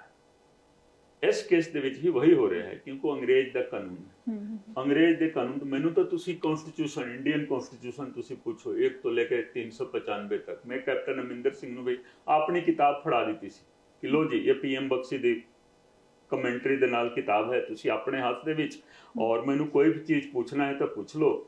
ਔਰ ਜੇਕਰ ਇਸ ਕਨਸਟੀਟਿਊਸ਼ਨ ਦੇ ਤਹਿਤ ਸਾਡੀ ਰਿਪੋਰਟ ਜੇਕਰ ਖਾਰਿਜ ਹੋ ਸਕਦੀ ਹੋਵੇ ਤਾਂ ਉਹ ਵੀ ਤੁਸੀਂ ਮੈਨੂੰ ਦੇ ਦਿਓ। ਤੁਸੀਂ ਤੱਥ ਹੀ ਸਾਹਮਣੇ ਨਹੀਂ ਰੱਖ ਰਹੇ ਹੋ, ਤੁਸੀਂ ਕੇਸ ਫਾਈਲ ਮੰਗਾਈ ਨਹੀਂ ਤੇ ਕਿਸ ਤਰ੍ਹਾਂ कुंवर ਵਿਜੇ ਪ੍ਰਤਾਪ ਦੀ ਰਿਪੋਰਟ ਕੋਈ ਐਸ ਹੋ ਸਕਦੀ ਹੈ? ਮੈਂ ਕਹਾ ਕਿ ਇਹ ਕਨਸਟੀਟਿਊਸ਼ਨ ਤੁਹਾਡੇ ਹੱਥ ਦੇ ਵਿੱਚ, ਠੀਕ ਹੈ ਕਿ ਨਹੀਂ? ਉਹਨਾਂ ਨੇ ਵੀ ਮੇਰਾ ਵਾਲਾ ਤਾਂ ਲੈ ਲਿਆ, ਉਹਨਾਂ ਨੇ, ਮੈਂ ਸਾਈਨ ਕਰਕੇ ਦਿੱਤਾ ਸੀ। तो चलो वो भी आर्मी के कैप्टन रहे ने, उन्होंने भी एक किताब कट के लिया के मैनू प्रेजेंट कर दी थी, ठीक है ना। वो शिरवाई की किताब उन्होंने एक वॉल्यूम मैनू उन्होंने प्रेजेंट किया, ठीक है जी। मैं वैसे कोई मतलब इस्तीफा नहीं दिता सी, वो इस्तीफा जो मैं दिता सी और जो एक्सैप्ट होया सी 8-10 दिन का समा काफ़ी मतलब उतार चढ़ाव ते इवेंटफुल रहा सी। तो मैं अपनी किताब दे दी थी, मैं तुसी कोई प्रोविजन मैनू पूछ लो, आज भी IPC CRPC और एविडेंस एक्ट कोई भी पूछे जी मैं तैयार हाँ जी। मैं आज लड़ाई लड़ रहा हूँ, मैं पहला भी कहा सी, आज भी कह रहा हूँ, आने वाले समय के विच भी मैं यही कहूँगा कि ये बेअदबी, कोट कपूरा फायरिंग, बहबल कला फायरिंग, ये सारे केस सिर्फ एक इंसान, एक व्यक्ति दे स्ट्रगल के नाते जानिया जाऊगा और वो व्यक्ति कुंवर विजय प्रताप रहेगा और वो 1.25 लाख के नाल लड़न दे विच जरूर मतलब ਉਹਦੇ ਵਿੱਚ ਕਾਬਲੀਅਤ ਹੈ ਕਿ 1.25 ਲੱਖ ਦੇ ਨਾਲ ਉਹ ਲੜਾਈ ਲੜ ਸਕਦਾ ਹੈ। ਤਾਂ ਹੀ ਗੁਰੂ ਮਹਾਰਾਜ ਨੇ ਮੈਨੂੰ ਇਹ ਲੜਾਈ ਲੜਨ ਵਾਸਤੇ ਤੇ ਲੋਕ ਵੀ ਇਸੇ ਲਈ ਤੁਹਾਡੇ ਨਾਲ ਜੁੜੇ ਹੋਏ ਨੇ। ਅਗਰ ਲੋਕਾਂ ਦਾ ਬੇਅਦਬੀ ਦੇ ਮੁੱਦੇ ਨੂੰ ਲੈ ਕੇ ਗੁੱਸਾ, ਨਾਰਾਜ਼ਗੀ ਰਹਿੰਦੀ ਹੈ, ਉਹ ਭਗਵੰਤ ਮਾਨ ਸਰਕਾਰ ਦੇ ਨਾਲ ਹੈ, ਪਰ ਲੋਕ ਉਸ ਵਿੱਚ ਤੁਹਾਨੂੰ ਇਨਕਲੂਡ ਨਹੀਂ ਕਰਦੇ। ਹੋਵੇ ਜਾਂ ਨਾ ਹੋਵੇ, ਲੇਕਿਨ ਮੈਂ ਦੇਖੋ ਕਨਸਟੀਟਿਊਸ਼ਨ ਦੀ ਗੱਲ ਕੀਤੀ, ਡੈਮੋਕ੍ਰੇਸੀ ਦੀ ਗੱਲ ਕੀਤੀ, ਤਾਂ ਮੈਂ ਮੁਲਕ ਦੇ ਲੋਕ, जनता जिन्हां दी असीं सेवा कर रहे हैं, वोटर्स जिन्हां ने मैनूं जिताया है, उन्हां दे सेंटीमेंट्स नूं मैं लेके चलना है, मैं हमेशा उन्हां दे नाल रहना है। ਤਾਂ ਹੀ ਇੱਕ ਹੋਰ ਸਾਡਾ ਮਤਲਬ ਪੋਲਿਟੀਕਲ ਫਿਲਾਸਫੀ ਦਾ ਇੱਕ ਹਿੱਸਾ ਹੈ ਜਨਤਾ ਦੇ ਵਿੱਚ ਜਨਤਾ ਦੇ ਨਾਲ ਡੈਮੋਕ੍ਰੈਟਿਕ ਗਵਰਨੈਂਸ ਦੇ ਵਿੱਚ ਡੈਮੋਕ੍ਰੈਟਿਕ ਪੋਲਿਟਿਕਸ ਦੇ ਵਿੱਚ ਜਨਤਾ ਦੇ ਵਿੱਚ ਜਨਤਾ ਦੇ ਨਾਲ ਇਹ ਵੀ ਮੇਰੀ ਇੱਕ ਪੋਲਿਟੀਕਲ ਫਿਲਾਸਫੀ ਦਾ ਹਿੱਸਾ ਹੈ। ਤੇ ਜਿਸ ਕ੍ਰਾਂਤੀ ਨਾਲ ਤੁਸੀਂ ਚੱਲ ਰਹੇ ਹੋ ਤੁਹਾਨੂੰ ਲੱਗਦਾ ਹੈ ਕਿ ਪਾਰਟੀ ਤੁਹਾਨੂੰ ਸਾਈਡਲਾਈਨ ਕਰ ਰਹੀ ਹੈ? ਦੇਖੋ ਸਾਈਡਲਾਈਨ ਤੁਸੀਂ ਉਦੋਂ ਹੀ ਹੋ ਸਕਦੇ ਹੋ ਜਦੋਂ ਤੁਸੀਂ ਆਪਣੇ ਆਪ ਨੂੰ ਸਾਈਡਲਾਈਨ ਕਰਦੇ ਹੋ। ਪਰ ਕਈ ਲੋਕ ਇਹ ਵੀ ਸਵਾਲ ਕਰਦੇ ਨੇ ਜਦੋਂ ਵੀ ਮੈਂ ਤੁਹਾਡੀ ਪੋਸਟ ਪੜ੍ਹਦੀ ਹਾਂ ਸੋਸ਼ਲ ਮੀਡੀਆ ਤੇ ਜਾਂ ਅਸੀਂ ਤੁਹਾਡੀ ਕੋਈ ਖਬਰ ਲਗਾਉਂਦੇ ਹਾਂ ਲੋਕ ਨੀਚੇ ਕਮੈਂਟ ਕਰਦੇ ਨੇ ਇਹ ਕਾਬਿਲ ਬੰਦਾ ਇਹ ਕਾਬਿਲ ਅਫਸਰ ਰਿਹਾ ਹੈ ਹੁਣ ਵਿਧਾਇਕ ਹੈ ਇਹਨੂੰ ਮੰਤਰੀ ਕਿਉਂ ਨਹੀਂ ਬਣਾਇਆ ਗਿਆ ਗ੍ਰਹਿ ਵਿਭਾਗ ਹੋਣਾ ਚਾਹੀਦਾ ਤੁਹਾਡੇ ਕੋਲ ਨਹੀਂ बनना गृह मंत्री बनना नहीं बनना ये बहुत छोटी सी चीज है ठीक है कि नहीं। ਪੰਜਾਬ ਦੇ ਵਿੱਚ ਦੇਖੋ ਸਮਹਾਉ ਜਦੋਂ ਤੋਂ ਮੈਂ ਵੇਖ ਰਿਹਾ ਹਾਂ ਤੇ ਜਦੋਂ ਤੋਂ ਖਾਸ ਕਰਕੇ 1966 ਦੇ ਵਿੱਚ ਪ੍ਰੈਜ਼ੈਂਟ ਪੰਜਾਬ ਹੋਂਦ ਦੇ ਵਿੱਚ ਆਇਆ ਸੀ ਮੇਰੇ ਕੋਲ ਇੱਕ ਇੱਕ ਚੀਜ਼ ਇੱਕ ਇੱਕ ਦਿਨ ਦਾ ਤੁਸੀਂ ਦੇਖੋਗੇ ਨਾ ਸਾਰਾ ਕੁਝ ਡਾਟਾ ਹੈ। ਪੰਜਾਬ ਦੇ ਲੋਕ ਤਕਰੀਬਨ ਲੋਕਾਂ ਨੂੰ ਹਰਾਉਣ ਵਾਸਤੇ ਵੋਟ ਕਰਦੇ ਨੇ। ਪੋਜ਼ਿਟਿਵ VOTING ਬਹੁਤ ਘੱਟ ਹੋਈ ਹੈ ਪੰਜਾਬ ਦੇ ਵਿੱਚ ਇਲੈਕਸ਼ਨ ਦੇ ਦੌਰਾਨ। ਪੋਜ਼ਿਟਿਵ VOTING ਹਾਂ ਮੈਂ ਜ਼ਰੂਰ ਕਹਾਂਗਾ ਕਿ ਜਿੱਥੇ ਮੈਂ ਇਲੈਕਸ਼ਨ ਅੰਮ੍ਰਿਤਸਰ ਨਾਰਥ ਦੇ ਵਿੱਚ ਫਾਈਟ ਮੈਂ ਕੀਤਾ ਉੱਥੇ ਪੋਜ਼ਿਟਿਵ VOTING ਜ਼ਰੂਰ ਹੋਈ ਹੈ। ਕਾਰਨ ਕਿ ਕੋਈ ਬੀਜੇਪੀ ਦਾ ਹੈ ਕੋਈ ਕਾਂਗਰਸ ਦਾ ਹੈ ਅਕਾਲੀ ਦਲ ਦਾ ਹੈ ਆਪਣੀ ਆਪਣੀ ਪਾਰਟੀ ਨੂੰ ਛੱਡ ਕੇ ਜੇਕਰ ਮੈਨੂੰ ਵੋਟ ਕਰ ਰਹੇ ਨੇ ਤੇ ਮੀਨਸ ਕਿ ਕਿਸੇ ਵਿਅਕਤੀ ਨੂੰ ਉਹ ਜਿਤਾਉਣਾ ਚਾਹੁੰਦੇ ਨੇ। ਅਦਰਵਾਈਜ਼ ਦੇਖੋ ਪੰਜਾਬ ਦੇ ਲੋਕਾਂ ਨੇ ਹਮੇਸ਼ਾ ਨੈਗੇਟਿਵ VOTING ਕੀਤੀ ਹੈ। ਨੈਗੇਟਿਵ VOTING ਐਂਟੀ ਐਸਟੈਬਲਿਸ਼ਮੈਂਟ ਚੱਲਦੇ ਐਂਟੀ ਨਹੀਂ ਲੋਕਾਂ ਨੇ ਆਪਣਾ ਆਕਰੋਸ਼ ਜ਼ਾਹਿਰ ਕੀਤਾ ਹੈ ਕ੍ਰੋਧ ਜ਼ਾਹਿਰ ਕੀਤਾ ਕਿ ਤੁਸੀਂ ਇਹ ਕਿਹਾ ਤੇ ਸਾਨੂੰ ਐਕਸਪਲੋਇਟ ਕੀਤਾ ਜੋ ਕਿਹਾ ਉਹ ਕੀਤਾ ਨਹੀਂ। ਮੇਰੇ ਨੈਗੇਟਿਵ ਮਤਲਬ VOTING ਦਾ ਮਤਲਬ ਤੁਸੀਂ ਸਮਝੋ ਆਕਰੋਸ਼ ਠੀਕ ਹੈ ਜੀ ਤੁਸੀਂ ਸਾਡੇ ਨਾਲ ਇਸ ਤਰ੍ਹਾਂ ਕੀਤਾ ਹੁਣ ਅਸੀਂ ਤੁਹਾਨੂੰ ਸਬਕ ਸਿਖਾ ਰਹੇ ਹਾਂ ਤੇ ਇਹ ਨੈਗੇਟਿਵ VOTING ਹੈ ਨੈਗੇਟਿਵ VOTING ਰਾਈਟ ਇਹ ਠੀਕ ਹੈ ਜੀ ਆਪਣਾ ਆਕਰੋਸ਼ ਜਨਤਾ ਜ਼ਾਹਿਰ ਕਰੇ ਨਹੀਂ ਤਾਂ ਅਕਾਲੀ ਦਲ ਬੀਜੇਪੀ ਤੇ ਕਾਂਗਰਸ ਨੂੰ ਛੱਡ ਕੇ ਤੀਜਾ ਬਦਲ ਉਹਨਾਂ ਨੇ ਲਿਆਂਦਾ ਪੰਜਾਬ ਦੀ ਜਨਤਾ ਨੇ ਇਹ ਆਪਣਾ ਇੱਕ ਆਕਰੋਸ਼ ਜ਼ਾਹਿਰ ਕੀਤਾ ਸੀ ਤਾਂ ਪੰਜਾਬ ਦੇ ਲੋਕ ਆਪਣਾ ਆਕਰੋਸ਼ ਜ਼ਾਹਿਰ ਕਰਦੇ ਨੇ ਠੀਕ ਹੈ ਤਾਂ ਹੀ ਤੁਸੀਂ ਵੀ ਕਿਹਾ ਨਾ ਜਜ਼ਬਾਤੀ ਲੋਕ ਹੁੰਦੇ ਨੇ ਤਾਂ ਜਜ਼ਬਾਤ ਦਾ ਇਹ ਮਤਲਬ ਨਹੀਂ ਕਿ ਅਸੀਂ ਲੋਕਾਂ ਦੇ ਜਜ਼ਬਾਤ ਦੇ ਨਾਲ ਮਤਲਬ ਅਸੀਂ ਮਤਲਬ ਗੇਮ ਪਲੇ ਕਰ ਲਈਏ ਉਹ ਕਦੇ ਵੀ ਇਹ ਲੋਕ ਬਰਦਾਸ਼ਤ ਨਹੀਂ ਕਰਦੇ। ਐਕਸਪੈਰੀਮੈਂਟ ਨਾ ਕਰੋ ਸਾਡੇ ਤੇ ਲੋਕਾਂ ਦਾ ਇਹ ਐਕਸਪੈਰੀਮੈਂਟ ਨਾ ਕਰੋ ਲੇਕਿਨ ਦੇਖੋ 66 ਤੋਂ ਬਾਅਦ 67 ਦੇ ਵਿੱਚ ਜਿਹੜਾ ਇਲੈਕਸ਼ਨ ਹੋਇਆ ਸੀ ਉਹ ਉਦੋਂ ਤੋਂ ਲੈ ਕੇ ਗੇਮ ਪਲੇਇੰਗ ਹੀ ਚੱਲ ਰਹੀ ਹੈ ਤੇ ਜਜ਼ਬਾਤਾਂ ਦੇ ਨਾਲ ਖਿਲਵਾੜ ਚੱਲਦਾ ਆ ਰਿਹਾ ਹੈ ਲੇਕਿਨ ਲੋਕ ਨਹੀਂ ਚਾਹੁੰਦੇ ਕਿ ਅਸੀਂ ਜਜ਼ਬਾਤੀ ਜ਼ਰੂਰ ਹਾਂ ਲੇਕਿਨ ਸਾਡੇ ਜਜ਼ਬਾਤਾਂ ਦੇ ਨਾਲ ਤੁਸੀਂ ਖੇਡ ਨਹੀਂ ਸਕਦੇ ਤਾਂ ਹੀ ਆਕਰੋਸ਼ ਦੇ ਵਿੱਚ ਆ ਕੇ ਨੈਗੇਟਿਵ VOTING ਲੋਕੀ ਕਰਦੇ ਨੇ ਠੀਕ ਹੈ ਇਹਨੂੰ ਸਬਕ ਸਿਖਾਉਣਾ ਹੈ ਤਾਂ ਮੈਂ ਆਪਣੀ ਪਾਰਟੀ ਦੇ ਵਿੱਚ ਇਹੀ ਬੋਲਦਾ ਹਾਂ ਕਿ ਜੋ ਅਸੀਂ ਬੋਲ ਕੇ ਆਏ ਹਾਂ ਅਸੀਂ ਕਰੀਏ ਨਹੀਂ ਤਾਂ ਲੋਕਾਂ ਨੇ ਦੇਖੋ ਇਹ ਕੋਈ ਬਿਜਲੀ 200-300 ਯੂਨਿਟ ਫ੍ਰੀ ਲੈ ਕੇ ਪੰਜਾਬ ਦੇ ਲੋਕ ਦੇਖੋ ਇਹ ਤਾਂ ਮਤਲਬ ਸਵੇਰ ਤੋਂ ਲੈ ਕੇ ਸ਼ਾਮ ਤੱਕ ਮੱਠੀ ਚਾਹ ਦਾ ਲੰਗਰ ਲਗਾ ਦਿੰਦੇ ਨੇ ਉਹਨਾਂ ਲੋਕਾਂ ਵਾਸਤੇ ਦੇਖੋ 200-300 ਯੂਨਿਟ ਬਿਜਲੀ ਦਾ ਕੋਈ ਮਤਲਬ ਨਹੀਂ ਹੈ ਕਿਉਂਕਿ 60% ਲੋਕਾਂ ਨੂੰ ਤਾਂ ਬਾਦਲ ਸਾਹਿਬ ਨੇ ਵੀ ਫ੍ਰੀ ਬਿਜਲੀ ਦਿੱਤੀ ਸੀ 60% ਤੋਂ ਉੱਪਰ ਅਸੀਂ ਚਲੋ 80+ ਅਸੀਂ ਆ ਗਏ ਹਾਂ 60% ਕਿਸਾਨਾਂ ਨੂੰ ਬਿਜਲੀ ਫ੍ਰੀ ਸੀ ਪਰ ਇਹ ਤਾਂ ਗੱਲ ਆਮ ਆਦਮੀ ਪਾਰਟੀ ਵਾਲੇ ਬਹੁਤ ਘੱਟ ਲੀਡਰ ਹੀ ਕਰਦੇ ਨੇ ਮਤਲਬ ਰੈਕੋਗਨਾਈਜ਼ ਤਾਂ ਕਰਦੇ ਹੀ ਨਹੀਂ ਹੈ। ਬਾਦਲ ਸਾਹਿਬ ਨੇ ਵੀ ਕੀਤਾ ਸੀ ਕਿ ਸੁਖਬੀਰ ਸਿੰਘ ਬਾਦਲ ਨੂੰ ਬਾਰ-ਬਾਰ ਯਾਦ ਕਰਵਾਉਣਾ ਪੈਂਦਾ ਹੈ ਹਾਂ ਬਿਲਕੁਲ ਐਕਚੁਅਲੀ ਵੀ ਕਰੈਕਟ ਹੈ ਹਾਂ ਪਰ ਆਮ ਆਦਮੀ ਪਾਰਟੀ ਦੇ ਲੀਡਰ ਬਹੁਤ ਘੱਟ ਬੋਲਦੇ ਨੇ ਇਸੇ ਲਈ ਤੁਹਾਡੇ ਮੂੰਹੋਂ ਸੁਣਿਆ ਦੇਖੋ ਮੈਂ ਤਾਂ ਹੀ ਮੇਰੇ ਕੋਲ ਸਾਰਾ ਹਿਸਾਬ ਹੁੰਦਾ ਹੈ ਜੀ ਕਿਤਾਬਾਂ ਦਾ ਢੇਰ ਲੱਗਿਆ ਹੁੰਦਾ ਹੈ ਮੈਂ ਪੜ੍ਹਦਾ ਹਾਂ ਲੋਕਾਂ ਦੇ ਨਾਲ ਗੱਲ ਕਰਦਾ ਹਾਂ ਠੀਕ ਹੈ ਕਿ ਨਹੀਂ ਮੈਂ ਜਨਤਾ ਦਾ ਲੀਡਰ ਹਾਂ ਜੀ ਤੇ 60% ਲੋਕਾਂ ਦੀ ਬਿਜਲੀ ਤਾਂ ਬਾਦਲ ਸਾਹਿਬ ਨੇ ਵੀ ਫ੍ਰੀ ਕੀਤੀ ਸੀ ਲੇਕਿਨ ਲੋਕਾਂ ਨੇ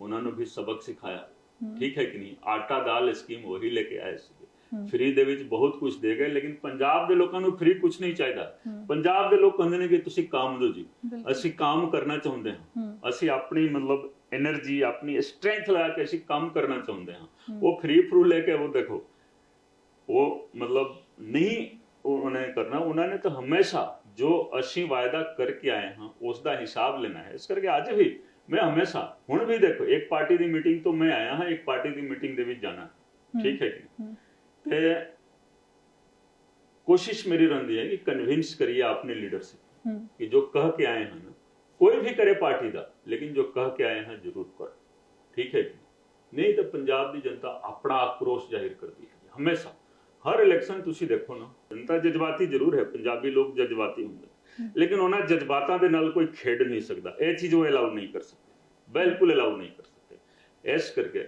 ਮੈਂ ਆਪਣੀ ਪਾਰਟੀ ਨੂੰ ਵੀ, ਆਪਣੇ ਲੀਡਰਾਂ ਨੂੰ ਵੀ ਮੈਂ ਬੋਲਦੇ ਰਹਿੰਦਾ, ਔਰ ਉਹ ਵੀ ਕਨਵਿੰਸ ਨੇ, ਠੀਕ ਹੈ ਕਿ, ਲੇਕਿਨ ਠੀਕ ਹੈ ਜਿਸ ਤਰੀਕੇ ਦੇ ਨਾਲ ਸਿਸਟਮ ਚੱਲ ਰਿਹਾ ਹੈ, ਚੱਲਣ ਮਤਲਬ ਅਸੀਂ ਚੱਲਣ ਦੇਵਾਂਗੇ। ਔਰ ਸਾਡਾ ਸਾਰ ਤੱਤਵ ਇਹੀ ਹੈ ਕਿ ਅਸੀਂ ਹਰ ਹਿਸਾਬ ਦੇ ਨਾਲ, ਹਰ ਤਰੀਕੇ ਦੇ ਨਾਲ ਮਤਲਬ ਡੈਮੋਕ੍ਰੇਸੀ ਨੂੰ ਮਜ਼ਬੂਤ ਕਰਨਾ ਹੈ, ਜਨਤਾ ਦੀਆਂ ਭਾਵਨਾਵਾਂ ਨੂੰ ਨਾਲ ਲੈ ਕੇ ਅਸੀਂ ਚੱਲਣਾ ਹੈ। ਮੈਂ ਪੰਜਾਬ ਦੀ ਗੱਲ ਕਰਦੀ ਹਾਂ, ਪੰਜਾਬ ਦੇ ਹੋਰ ਮੁੱਦਿਆਂ ਦੀ ਗੱਲ ਕਰਦੀ ਹਾਂ। ਮੈਨੂੰ ਲੱਗ ਰਿਹਾ ਹੈ ਕਿ ਪੂਰੀ ਤੁਸੀਂ ਤਿਆਰੀ ਕਰਕੇ ਆਏ ਹੋ ਤੁਸੀਂ। ਨਹੀਂ ਸਰ, ਜੋ ਪੰਜਾਬ ਦੇ ਮੁੱਦੇ ਨੇ ਉਹ ਤਾਂ ਜ਼ੁਬਾਨ ਤੇ ਹੀ ਰਹਿੰਦੇ ਨੇ। ਮੈਂ ਬੇਅਦਬੀ ਦੇ ਮੁੱਦੇ ਦੀ ਗੱਲ ਕੀਤੀ ਤੇ ਨਸ਼ਿਆਂ ਦੇ ਮੁੱਦੇ ਦੀ ਗੱਲ ਕਰਾਂਗੀ, ਗੈਂਗਸਟਰਵਾਦ, ਗੈਂਗਸਟਰ ਕਲਚਰ ਦੀ ਗੱਲ ਕਰਾਂਗੀ, ਜੋ ਕਹਿੰਦੇ ਨੇ ਪਿਛਲੀਆਂ ਸਰਕਾਰਾਂ ਦੀ ਦੇਣ ਹੈ। ਉਸ ਤੇ ਆਮ ਆਦਮੀ ਪਾਰਟੀ ਵੀ ਅਜੇ ਤੱਕ ਖਰੀ ਨਹੀਂ ਉਤਰ ਪਾਈ। ਪਿੰਡਾਂ ਦੇ ਵਿੱਚ ਜਾਓ, ਲੋਕ ਕਹਿੰਦੇ ਨਸ਼ਾ ਹੋਰ ਵਧੀਆ ਹੈ, ਕੋਈ ਲਗਾਮ ਨਹੀਂ ਹੈ। ਕੁਝ ਸਵਾਲ ਇਸ ਤਰ੍ਹਾਂ ਦੇ ਨੇ ਜੋ ਜਿਸ ਦਾ ਜਵਾਬ ਉਹ ਲੋਕ ਦੇ ਸਕਦੇ ਨੇ ਜੋ ਜਾਂ ਤਾਂ ਪਾਰਟੀ ਦੇ ਪ੍ਰਵਕਤਾ ਨੇ ਜਾਂ ਸਰਕਾਰ ਦੇ ਵਿੱਚ ਬਤੌਰ ਮੰਤਰੀ ਕੰਮ ਕਰ ਰਹੇ ਨੇ। ਬਤੌਰ ਐਮਐਲਏ ਜੇਕਰ ਮੈਨੂੰ ਪੁੱਛੋਗੇ ਤਾਂ ਮੈਂ ਅੰਮ੍ਰਿਤਸਰ ਦੀ ਗੱਲ ਜ਼ਰੂਰ ਕਹਾਂਗਾ ਕਿ ਅੰਮ੍ਰਿਤਸਰ ਦੇ ਵਿੱਚ ਹਲੇ ਵੀ ਤੁਸੀਂ ਦੇਖੋ, ਹਾਲ ਫਿਲਹਾਲ ਦੇ ਵਿੱਚ ਮੈਂ ਦੇਖ ਰਿਹਾ ਕਿ ਜੋ ਨੈਕਸਸ ਮੈਂ ਬਤੌਰ ਪੁਲਿਸ ਅਫਸਰ ਟੈਕਲ ਕਰਦਾ ਆ ਰਿਹਾ ਹਾਂ। ਮੈਂ ਇੱਥੇ ਐਸਐਸਪੀ ਰਿਹਾ ਹਾਂ, ਐਸਐਸਪੀ ਜੋ ਅੱਜ ਕੱਲ੍ਹ ਕਮਿਸ਼ਨਰ ਦਾ ਪੋਸਟ ਹੁੰਦਾ ਹੈ। ਪੁਲਿਸ ਤਾਂ ਇਹੀ ਸੀਗੀ, ਲੋਕ ਵੀ ਇਹੀ ਸੀਗੇ, ਲੇਕਿਨ ਸਿਸਟਮ ਬਿਲਕੁਲ ਵੱਖਰਾ ਸੀਗਾ। आज देखो क्रिमिनल माफिया ते पुलिस वाले, पुलिस मतलब जो कटिंग एज लेवल है, सारे पुलिस वाले नहीं। मेरा बयान है कि 0.5% लोका करके पुलिस वाले करके सारी पुलिस बदनाम। तो मान लो जेकर जिन्होंने डिसीजन लेना है, डिसीजन मेकिंग लेवल की मैं गल कर रहा, ताई मैं कह रहा कि इतने जदों मैं SSP सीगा, नीचे तो पुलिस वही सीगी, सारे वधिया काम करते सी, यही SHO सीगे। कोई SHO ACP बन गया है, DSP बन गया है, कोई चौकी इंचार्ज सीगा वो SHO बन गया है, फर्क तो यही है। लेकिन जो गठजोड़ क्रिमिनल्स ते माफिया दे नाल आज दी तारीख दे विच है, वो 5 साल पहला जो 10 साल पहला जिहड़ा सीगा उहदे विच कोई फर्क नहीं है, कोई फर्क नहीं। और मैं ये गल मुख्यमंत्री साहब नूं, मुख्यमंत्री साहब दे दफ्तर नूं, DGP साहब नूं, DGP साहब दे दफ्तर नूं इन राइटिंग ओरली हर चीज़ उन्होंने नोटिस दे विच मैं लिया चुकिया हाँ। और उन्होंने भी पता है क्योंकि इंटैलीजेंस महकमा ऐसे काम वास्ते होता है, सारिਆਂ ਨੂੰ पता है। तो जदों तक इस गठजोड़ नहीं तोड़िया जा सकता है, केवल ड्रग्स ही नहीं, माफिया तो हर खेतर दे विच, लैंड माफिया काम कर रहा है जी, ड्रग्स माफिया काम कर रहा है, हर खेतर दे विच माफिया, हर खेतर दे विच माफिया। तो जो 5 साल पहला माफिया सीगा, ठीक है, असीं अपने मतलब जो एंटी करप्शन ਦੇ ਅਭਿਆਨ ਦੇ ਵਿੱਚ ਕਾਫੀ ਲੀਡਰਾਂ ਨੂੰ ਅੰਦਰ ਕੀਤਾ, ਠੀਕ ਹੈ। ਇੱਕ ਚੀਜ਼ ਮੈਂ ਤੁਹਾਨੂੰ ਹੋਰ ਦੱਸ ਦੇਣਾ, ਤੁਸੀਂ ਤਿਆਰੀ ਦੇ ਨਾਲ ਆਏ ਹੋ, ਮੇਰੀ ਗੱਲ ਸੁਣ ਲਓ ਕਿਉਂਕਿ ਹੋ ਸਕਦਾ ਹੈ ਕਿ ਮੈਂ ਭੁੱਲ ਜਾਵਾਂ। ਵੱਡੀ ਗੱਲ ਮੈਂ ਕਹਿਣ ਜਾ ਰਿਹਾ, ਜਦੋਂ ਵੀ ਸਰਕਾਰ ਆਉਂਦੀ ਹੈ ਨਾ, ਕੈਪਟਨ ਸਾਹਿਬ ਆਏ, ਅਕਾਲੀਆਂ ਨੂੰ ਫੜ ਕੇ ਅੰਦਰ ਦੇਣਾ ਸ਼ੁਰੂ ਕੀਤਾ। ਕੈਪਟਨ ਸਾਹਿਬ ਜਦੋਂ ਆਏ, ਉਹਨਾਂ ਦੀ ਸਰਕਾਰ ਦੇ ਵਿੱਚ ਇੰਨਾ ਜ਼ਿਆਦਾ ਕਰਪਸ਼ਨ ਹੋਇਆ, ਬਹੁਤ ਕਰਪਸ਼ਨ ਹੋਇਆ। ਅਕਾਲੀ ਸਰਕਾਰ ਉਸ ਤੋਂ ਬਾਅਦ ਆਈ, ਉਹਨਾਂ ਨੇ ਉਹਨਾਂ ਲੋਕਾਂ ਨੂੰ ਅੰਦਰ ਦਿੱਤਾ। ਕੀ ਕਰਪਸ਼ਨ ਉਹਨਾਂ ਦੇ ਟਾਈਮ। ਫਿਰ ਅਕਾਲੀ ਗਵਰਨਮੈਂਟ ਦੇ ਵਿੱਚ ਕਰਪਸ਼ਨ ਆਪਣੀ ਚਰਮ ਸੀਮਾ ਤੇ, ਸਾਡੀ ਸਰਕਾਰ ਵੀ ਆਈ ਹੋਈ ਹੈ, ਠੀਕ ਹੈ ਕਿ ਨਹੀਂ। ਅਸੀਂ ਉਹਨਾਂ ਲੋਕਾਂ ਨੂੰ ਫੜ ਕੇ ਅੰਦਰ ਦੇ ਰਹੇ ਹਾਂ, ਉਹਨਾਂ ਦੇ ਮੰਤਰੀ ਨੂੰ, ਠੀਕ ਹੈ ਕਿ ਨਹੀਂ। ਲੇਕਿਨ ਅਸੀਂ ਸਭ ਤੋਂ ਪਹਿਲਾਂ ਕੰਸੈਂਟਰੇਟ ਕਰਨਾ ਚਾਹੀਦਾ ਹੈ ਆਪਣੇ ਗੁੱਡ ਗਵਰਨੈਂਸ ਤੇ, ਕਿ ਕੀ ਸਾਡੀ ਸਰਕਾਰ ਦੇ ਵਿੱਚ ਕਰਪਸ਼ਨ ਹੋ ਰਿਹਾ ਹੈ ਕਿ ਨਹੀਂ ਹੋ ਰਿਹਾ ਹੈ। ਜੋ ਪੈਸੇ ਤਹਿਸੀਲ ਕੰਪਲੈਕਸ ਦੇ ਵਿੱਚ ਚੱਲਦੇ ਸੀ 5 ਸਾਲ ਪਹਿਲਾਂ, आज वही चल रहे हैं, ठीक है जी। हर बर्थ सर्टिफिकेट बनाना है 5,000 तो लेके 5 लाख तक रेट, जो 5 साल पहला सीगा आज भी वही है। तो मैं हमेशा ये कहता हाँ कि असीं की करना चाहिए है, अपनी सरकार ते कंसनट्रेट करना चाहिए है। बिल्कुल 2002 ਦੇ ਵਿੱਚ ਕੈਪਟਨ ਅਮਰਿੰਦਰ ਸਿੰਘ ਆਏ, ਉਹਨਾਂ ਨੇ ਆਪਣੀ ਸਰਕਾਰ ਦੇ ਵਿੱਚ ਕਰਪਸ਼ਨ ਤੇ ਨਹੀਂ ਕੰਸਨਟਰੇਟ ਕੀਤਾ। ਉਸ ਤੋਂ ਬਾਅਦ ਜੋ ਬਾਦਲ ਸਾਹਿਬ ਦੀ ਸਰਕਾਰ ਆਈ 10 ਸਾਲ ਰਹੀ, ਉਹਨਾਂ ਨੇ ਵੀ ਆਪਣੀ ਸਰਕਾਰ ਤੇ ਨਹੀਂ ਕੰਸੈਂਟਰੇਟ ਕੀਤਾ। ਕੈਪਟਨ ਸਾਹਿਬ ਦੇ ਟਾਈਮ ਕੀ ਹੋਇਆ ਸੀ, ਫਿਰ ਕੈਪਟਨ ਸਾਹਿਬ ਆਏ, ਇਹਨਾਂ ਨੇ ਫਿਰ ਉਹਨਾਂ ਨੂੰ ਮਤਲਬ ਇਹ ਰਿਵਿਊ ਹੁੰਦਾ ਹੈ, ਕੇਵਲ ਆਪਣੀ ਸਰਕਾਰ ਤੇ ਕੰਸੈਂਟਰੇਟ ਲੋਕੀ ਨਹੀਂ ਕਰਦੇ। ਤਾਂ ਹੀ ਮੈਂ ਆਪਣੀ ਸਰਕਾਰ ਨੂੰ ਵੀ ਬਾਰ-ਬਾਰ ਕਹਿੰਦਾ ਕਿ ਦੇਖੋ ਤੁਸੀਂ ਆਪਣੇ ਵੱਲ ਪ੍ਰੈਜ਼ੈਂਟ ਟਾਈਮ ਦੇ ਵਿੱਚ ਤੁਸੀਂ ਇੱਕ ਮਤਲਬ ਸਟੈਂਡਰਡ ਸੈੱਟ ਕਰੋ, ਲੋਕਾਂ ਨੂੰ ਪਤਾ ਲੱਗੇ, ਲੋਕਾਂ ਨੂੰ ਪਤਾ ਲੱਗੇ ਕਿ ਇੱਕ ਸਰਕਾਰ ਆਈ ਹੈ ਭਗਵੰਤ ਮਾਨ ਦੀ, ਇੱਕ ਸਰਕਾਰ ਆਈ ਹੈ ਆਮ ਆਦਮੀ ਪਾਰਟੀ ਦੀ।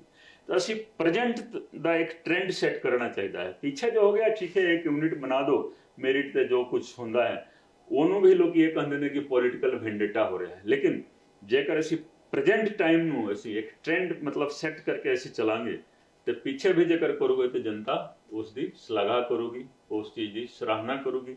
ਤਾਂ ਮੇਰੇ ਕੋਲ ਤਾਂ ਦੇਖੋ ਸਾਰਾ ਡੇਟਾ ਹੈ, ਸਾਰਾ ਐਕਸਪੀਰੀਅੰਸ ਹੈ ਕਿ ਸਰਕਾਰਾਂ ਕੀ ਕਰਦੀਆਂ ਨੇ। ਪਿੱਛੇ ਹੀ ਹੋਇਆ ਹੈ ਜੀ, ਸਾਡੀ ਸਰਕਾਰ ਦੇ ਵਿੱਚ ਕੁਝ ਨਹੀਂ, ਤੇ ਇਧਰ ਤਾਂ ਦੇਖੋ ਹਰ ਚੀਜ਼ ਚੱਲਦਾ ਜਾ ਰਿਹਾ ਹੈ। ਤਾਂ ਉਹੀ ਚੀਜ਼ ਅੱਜ ਵੀ ਚੱਲ ਰਿਹਾ ਹੈ। ਦੇਖੋ ਬੇਬਾਕੀ ਦੀ ਤੁਸੀਂ ਗੱਲ ਕੀਤੀ, ਮੈਂ ਬੇਬਾਕੀ ਦੇ ਨਾਲ ਕਹਿ ਰਿਹਾ ਕਿ ਤੁਸੀਂ ਅੰਮ੍ਰਿਤਸਰ ਦੇ ਕਿਸੇ ਦਫ਼ਤਰ ਦੇ ਵਿੱਚ ਜਾ ਕੇ ਦੇਖੋ, ਤੁਸੀਂ ਇੱਕ ਬਰਥ ਸਰਟੀਫਿਕੇਟ ਬਣਾਓ, ਲੁਧਿਆਣਾ ਚਲੇ ਜਾਓ, ਜਲੰਧਰ ਚਲੇ ਜਾਓ, ਇਹ ਸਾਰਿਆਂ ਨੂੰ ਪਤਾ ਹੈ।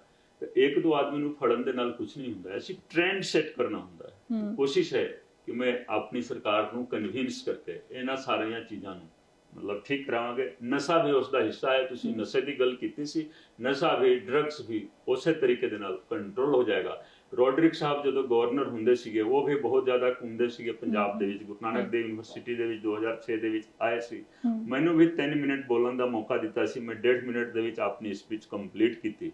ਮੈਂ ਇਹੀ ਕਿਹਾ ਸੀ ਕਿ ਜਬ माझी ਨਾਲ ਡੁਬੋਏ ਤੇ ਕੌਣ ਬਚਾਏ। ਮੈਂ ਕਿਹਾ ਗਵਰਨਰ ਸਾਹਿਬ ਤੁਸੀਂ ਮਤਲਬ ਸਰਵੇ ਸਰਵਾ ਹੋ ਪੰਜਾਬ ਦੇ, ਠੀਕ ਹੈ ਜੀ, ਔਰ ਤੁਸੀਂ ਮੈਨੂੰ 24 ਆਵਰ ਦੇ ਦਿਓ ਪੰਜਾਬ ਵਾਸਤੇ। ਉਸ 24 ਆਵਰ ਦੇ ਵਿੱਚ ਤੁਸੀਂ ਮੇਰੇ ਨਾਲ ਨਹੀਂ ਗੱਲ ਕਰੋਗੇ, ਤੁਹਾਡੇ ਮੁੱਖ ਮੰਤਰੀ ਨਹੀਂ ਗੱਲ ਕਰਨਗੇ, ਔਰ ਤੁਸੀਂ ਦੇਖ ਲੈਣਾ 24 ਘੰਟੇ ਦੇ ਵਿੱਚ ਅਸੀਂ ਨਸ਼ੇ ਨੂੰ ਖਤਮ ਕਰ ਦੇਵਾਂਗੇ ਪੰਜਾਬ ਤੋਂ। ਇਹੀ ਕਰਕੇ ਮੈਂ ਆਪਣਾ ਸਪੀਚ ਖਤਮ ਕਰ ਦਿੱਤਾ ਸੀ। ਡਾਕਟਰ SP ਸਿੰਘ ਉਦੋਂ ਦੇ ਵਾਈਸ ਚਾਂਸਲਰ ਬਾਰ-ਬਾਰ ਮਤਲਬ ਆਪਣੇ ਲੇਖਾਂ ਦੇ ਵਿੱਚ ਆਪਣੇ ਮਤਲਬ ਜੋ ਆਰਟੀਕਲਸ ਜੋ ਲਿਖਦੇ ਨੇ ਉਹਦੇ ਵਿੱਚ ਕਾਫੀ ਉਹਨਾਂ ਨੇ ਜ਼ਿਕਰ ਵੀ ਕੀਤਾ ਹੈ ਮੇਰੇ ਇਸ ਸਟੇਟਮੈਂਟ ਦਾ, ਕਿਉਂਕਿ ਮੈਂ 1.5 ਮਿੰਟ ਦੇ ਵਿੱਚ ਆਪਣਾ ਸਪੀਚ ਖਤਮ ਕੀਤਾ ਸੀ। ਮੇਰੇ ਬਹੁਤ ਸਾਰੇ ਸਵਾਲ ਗਵਰਨਰ ਸਾਹਿਬ ਵੀ ਉਸ ਤੋਂ ਬਾਅਦ ਸਾਇਲੈਂਟ ਹੋ ਗਏ। ਉਸ ਤੋਂ ਬਾਅਦ ਤੇ ਦੇਖੋ ਰਸਮੀ ਤੌਰ ਤੇ 2-4 ਮਿੰਟ ਦੇ ਵਿੱਚ ਛੇਤੀ ਕਰਕੇ ਮਤਲਬ ਉਹ ਸੈਮੀਨਾਰ ਕੰਪਲੀਟ ਹੋ ਗਿਆ। ਕਿਸੇ ਨੂੰ ਕੋਈ ਮਤਲਬ ਬੋਲਣ ਦਾ ਸੀਗਾ ਹੀ ਨਹੀਂ। ਬਹੁਤ ਪ੍ਰੋਫੈਸਰ ਆਏ ਸੀਗੇ ਜੋ ਇਹਨਾਂ ਨੇ ਪਹਿਲਾਂ ਬੋਲਿਆ ਸੀ, ਬੋਲੇ, ਉਸ ਤੋਂ ਬਾਅਦ ਮਤਲਬ ਉਹ ਸੈਮੀਨਾਰ ਹੀ 5-10 ਮਿੰਟਾਂ ਦੇ ਵਿੱਚ ਕਨਕਲੂਡ ਹੋ ਗਿਆ। ਮੇਰੇ ਬਹੁਤ ਸਾਰੇ ਸਵਾਲ ਤੁਹਾਡੇ ਇਸ ਜਵਾਬ ਚੋਂ ਨਿਕਲੇ ਨੇ। ਇੱਕ ਤਾਂ ਜੋ ਤੁਹਾਡਾ ਨਾਇਕ ਵਾਲਾ ਕਿਰਦਾਰ ਹੈ, ਤੁਸੀਂ ਦੇਖੋ ਪਾਰਟ 2 ਵੀ ਰੱਖ ਲਓ ਨਾ ਕਿਸੇ ਟਾਈਮ। ਅੱਛਾ, ਜੋ मतलब आज क्योंकि मतलब पार्ट 2 कर लो, मतलब वो ज्यादा ਵਧੀਆ ਰਹੇਗਾ। हफ्ता 10 दिन बाद मैं जरूर देवांगा जी, जरूर देवांगा, बजाय कि एको सिटिंग ਦੇ ਵਿੱਚ नहीं देखो पार्टी काम कर रही है सरकार ने तो किया ही कि मैं ਹੁਣ भी देखो पार्टी ਦੀ ਇੱਕ ਮੀਟਿੰਗ ਦੇ ਵਿੱਚ ਹੀ ਜਾਵਾਂਗਾ। ਔਰ ਮੈਂ ਹਮੇਸ਼ਾ ਬੋਲਦਾ ਹਾਂ ਕਿ ਹਾਂ ਜੀ ਅਸੀਂ ਤਾਂ ਦੇਖੋ ਵਾਚਡੌਗ ਦੇ ਰੂਪ ਦੇ ਵਿੱਚ ਪਾਰਟੀ ਵਾਸਤੇ ਵੀ ਕੰਮ ਕਰਦੇ ਹਾਂ ਕਿ ਦੇਖੋ ਇਹ ਨਹੀਂ ਕਰੋਗੇ। ਦੇਖੋ 1.5 ਸਾਲ ਤਾਂ ਨਿਕਲ ਗਿਆ ਹੈ ਨਾ ਜੀ, ਤੇ ਰह ਕਿਤਨਾ ਗਿਆ, 2.5 ਸਾਲ ਹੋਰ ਰਹਿ ਗਿਆ ਜੀ। ਨਹੀਂ 2.5 ਸਾਲ 4 ਸਾਲ ਹੋ ਗਏ। 5ਵੇਂ ਸਾਲ ਦੇ ਵਿੱਚ ਉਲਟੀ ਗਿਣਤੀ ਸ਼ੁਰੂ ਹੋ ਜਾਂਦੀ ਹੈ। ਪੰਜਾਬ ਵੱਲ ਸਾਰਾ ਮੁਲਕ ਵੇਖ ਰਿਹਾ ਹੈ। ਮੈਂ ਵੀ ਵਾਅਦਾ ਕੀਤਾ ਸੀ ਕਿ ਜੋ ਕ੍ਰਾਂਤੀ ਅੰਮ੍ਰਿਤਸਰ ਪੰਜਾਬ ਤੋਂ ਸ਼ੁਰੂ ਹੋ ਰਹੀ ਹੈ ਪੂਰੇ ਮੁਲਕ ਤੱਕ ਜਾਊਗੀ। ਤਾਂ ਲੋਕਾਂ ਦੀ ਨਜ਼ਰ ਤਾਂ ਹੈ ਨਾ, ਲੋਕਾਂ ਦੀ ਨਜ਼ਰ ਹੈ। ਇਸ ਕਰਕੇ ਮੈਂ ਤਾਂ ਸਮਝਦਾ ਹਾਂ ਕਿ ਸਾਡੇ ਕੋਲ ਟਾਈਮ ਨਹੀਂ ਹੈ। ਇਸ ਕਰਕੇ ਮੈਂ ਬੋਲਦਾ ਹਾਂ ਕਿ ਅਸੀਂ ਮਤਲਬ ਇੱਕ ਕਰਨ ਦਾ ਟਾਈਮ ਹੈ, ਕਰੀਏ ਕੁਛ ਨਾ ਕੁਛ ਕਰੀਏ। ਠੀਕ ਹੈ ਕਿ ਨਹੀਂ? ठीक है, ਤੁਹਾਡੇ ਕੋਲ ਸਮੇਂ ਦੀ ਕਮੀ ਹੈ, ਮੈਂ ਸਮਝਦੀ ਹਾਂ। ਨਹੀਂ ਸਮੇਂ ਦੀ ਕਮੀ ਨਹੀਂ ਹੈ, ਲੇਕਿਨ ਚਲੋ ਮਤਲਬ ਮੈਂ ਇਹ ਕਹਾਂਗਾ ਕਿ ਇਸ ਸਵਾਲ ਮੇਰੇ ਜਵਾਬ ਤੋਂ ਜੋ ਸਵਾਲ ਨਿਕਲੇ ਹੋਏ ਨੇ ਉਹ ਸਵਾਲ ਨੂੰ ਤੁਸੀਂ ਫਿਰ ਦੇਖ ਲਓ ਵਧੀਆ ਤਰੀਕੇ ਦੇ ਨਾਲ, ਉਹਨਾਂ ਨੂੰ ਮਤਲਬ ਬਣਾ ਕੇ ਫਿਰ ਅਸੀਂ ਜ਼ਰੂਰ ਮਤਲਬ ਇੰਟਰਵਿਊ ਕਰਾਂਗੇ। ਠੀਕ ਹੈ, ਅੱਗੇ ਇਲੈਕਸ਼ਨ ਦੇਰ ਨਾਲ ਨਹੀਂ ਪਰ ਲੋਕ ਸਭਾ ਦੇ ਇਲੈਕਸ਼ਨ ਆ ਰਹੇ 2024, ਤੁਸੀਂ ਲੜ ਰਹੇ ਹੋ 2024 ਦੀ ਚੋਣ? ਨਹੀਂ ਜੀ, ਮੈਨੂੰ ਜਨਤਾ ਨੇ ਪਾਰਟੀ ਨੇ 5 ਸਾਲ ਵਾਸਤੇ ਮਤਲਬ ਬਣਾਇਆ ਹੈ। ਮੈਂ ਇੱਕ MLA ਬਣ ਕੇ ਮੈਂ ਖੁਸ਼ ਹਾਂ। ਹਾਂ ਇਹ ਮੈਂ ਜ਼ਰੂਰ ਕਰਾਂਗਾ ਕਿ ਹਾਂ 4 ਸਾਲ ਦੀ ਕਾਰਗੁਜ਼ਾਰੀ ਤੋਂ ਬਾਅਦ ਮੇਰੀ ਇਹ ਕੋਸ਼ਿਸ਼ ਰਹੇਗੀ ਕਿ ਸਿਰਫ ਪੰਜਾਬ ਦੇ ਵਿੱਚ ਹੀ ਨਹੀਂ, ਇੰਡੀਆ ਦੇ ਵਿੱਚ 4000 ਦੇ ਕਰੀਬ MLA ਹੁੰਦੇ ਨੇ।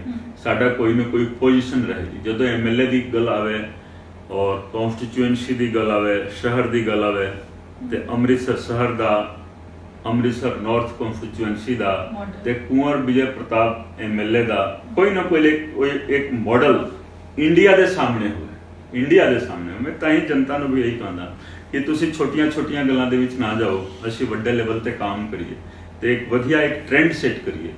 ਤੇ 5 ਸਾਲ ਮੈਂ ਐਮਐਲਏ ਦੇ ਰੂਪ ਦੇ ਵਿੱਚ ਕੰਮ ਕਰਾਂਗਾ। ਮੇਰੀ ਕੋਈ ਇੱਛਾ ਨਹੀਂ ਹੈ ਕਿ ਮੈਂ ਐਮਪੀ ਦਾ ਇਲੈਕਸ਼ਨ, ਕਿਉਂਕਿ ਮੈਨੂੰ ਸਟੇਟ ਪੋਲਿਟਿਕਸ ਦੇ ਵਿੱਚ ਚੰਗਾ ਲੱਗਦਾ ਹੈ। ਸਟੇਟ ਪੋਲਿਟਿਕਸ ਦੇ ਵਿੱਚ ਹੀ ਰਹਾਂਗਾ। ਅੰਮ੍ਰਿਤਸਰ ਹੀ ਮੇਰਾ ਬੇਸ ਰਹੇਗਾ। ਇਸ ਕਰਕੇ ਮੈਂ ਐਮਪੀ ਇਲੈਕਸ਼ਨ ਦੇ ਬਾਰੇ ਕੋਈ ਵੀ ਵਿਚਾਰ ਨਹੀਂ ਕੀਤਾ। ਬਹੁਤ ਬਹੁਤ ਧੰਨਵਾਦ sir, thank you very much ਗੱਲਬਾਤ ਕਰਨ ਲਈ। ਕੁੰਵਰ ਵਿਜੇ ਪ੍ਰਤਾਪ ਸਿੰਘ ਜੀ ਪਾਰਟੀ ਦੇ ਅੰਦਰ ਨੇ, ਪਰ ਭਗਵੰਤ ਮਾਨ ਦੇ ਨਾਲ ਵੱਡੀ ਲੜਾਈ ਲੜ ਰਹੇ ਨੇ ਇੱਕ ਵੱਡੇ ਮੁੱਦੇ ਤੇ ਜੋ ਬੇਅਦਬੀ ਦੇ ਨਾਲ ਜੁੜਿਆ ਹੈ। ਇਹ ਸਲਾਹਾਂ ਪਾਰਟੀ ਨੂੰ ਜ਼ਰੂਰ ਦਿੰਦੇ ਨੇ, ਸਰਕਾਰ ਨੂੰ ਦਿੰਦੇ ਨੇ, ਪਰ ਅਜੇ ਤੱਕ ਅਮਲ ਨਹੀਂ ਹੋਇਆ। ਲੋਕ ਇਹਨਾਂ ਵੱਲ ਦੇਖ ਰਹੇ ਨੇ, ਸਰਕਾਰ ਵੱਲ ਦੇਖਦੇ ਨੇ। ਦੇਖਦੇ ਹਾਂ ਗੱਲ ਕਿੱਥੇ ਮੁੱਕਦੀ ਹੈ। ਤੁਹਾਨੂੰ ਇਹ ਇੰਟਰਵਿਊ ਕਿਵੇਂ ਲੱਗਾ? ਹਾਲਾਂਕਿ ਇਸ ਗੱਲਬਾਤ ਨੂੰ ਅਸੀਂ ਪਾਰਟ 2 'ਚ ਵੀ ਕੰਟੀਨਿਊ ਕਰਾਂਗੇ ਤੇ ਉਮੀਦ ਕਰਦੇ ਹਾਂ ਸਰ ਸਾਨੂੰ ਜ਼ਰੂਰ ਟਾਈਮ ਦੇਣਗੇ। ਤੁਹਾਨੂੰ ਇੰਟਰਵਿਊ ਕਿਵੇਂ ਲੱਗਾ ਤੇ ਅਗਰ ਤੁਹਾਡੇ ਵੀ ਕੋਈ ਸਵਾਲ ਨੇ ਤੁਸੀਂ ਕਮੈਂਟ ਬਾਕਸ 'ਚ ਜ਼ਰੂਰ ਲਿਖੋ ਤੇ ਅਗਲੀ ਵਾਰੀ ਮਿਲਾਂਗੇ ਤੇ ਇਹਨਾਂ ਨੂੰ ਜ਼ਰੂਰ ਪੁੱਛਾਂਗੇ। ਫਿਲਹਾਲ ਮੈਨੂੰ ਦਿਓ ਇਜਾਜ਼ਤ ਤੇ ਦੇਖਦੇ ਰਹੋ ਪੰਜਾਬ ਤੱਕ। ਸਤਿ ਸ਼੍ਰੀ ਅਕਾਲ।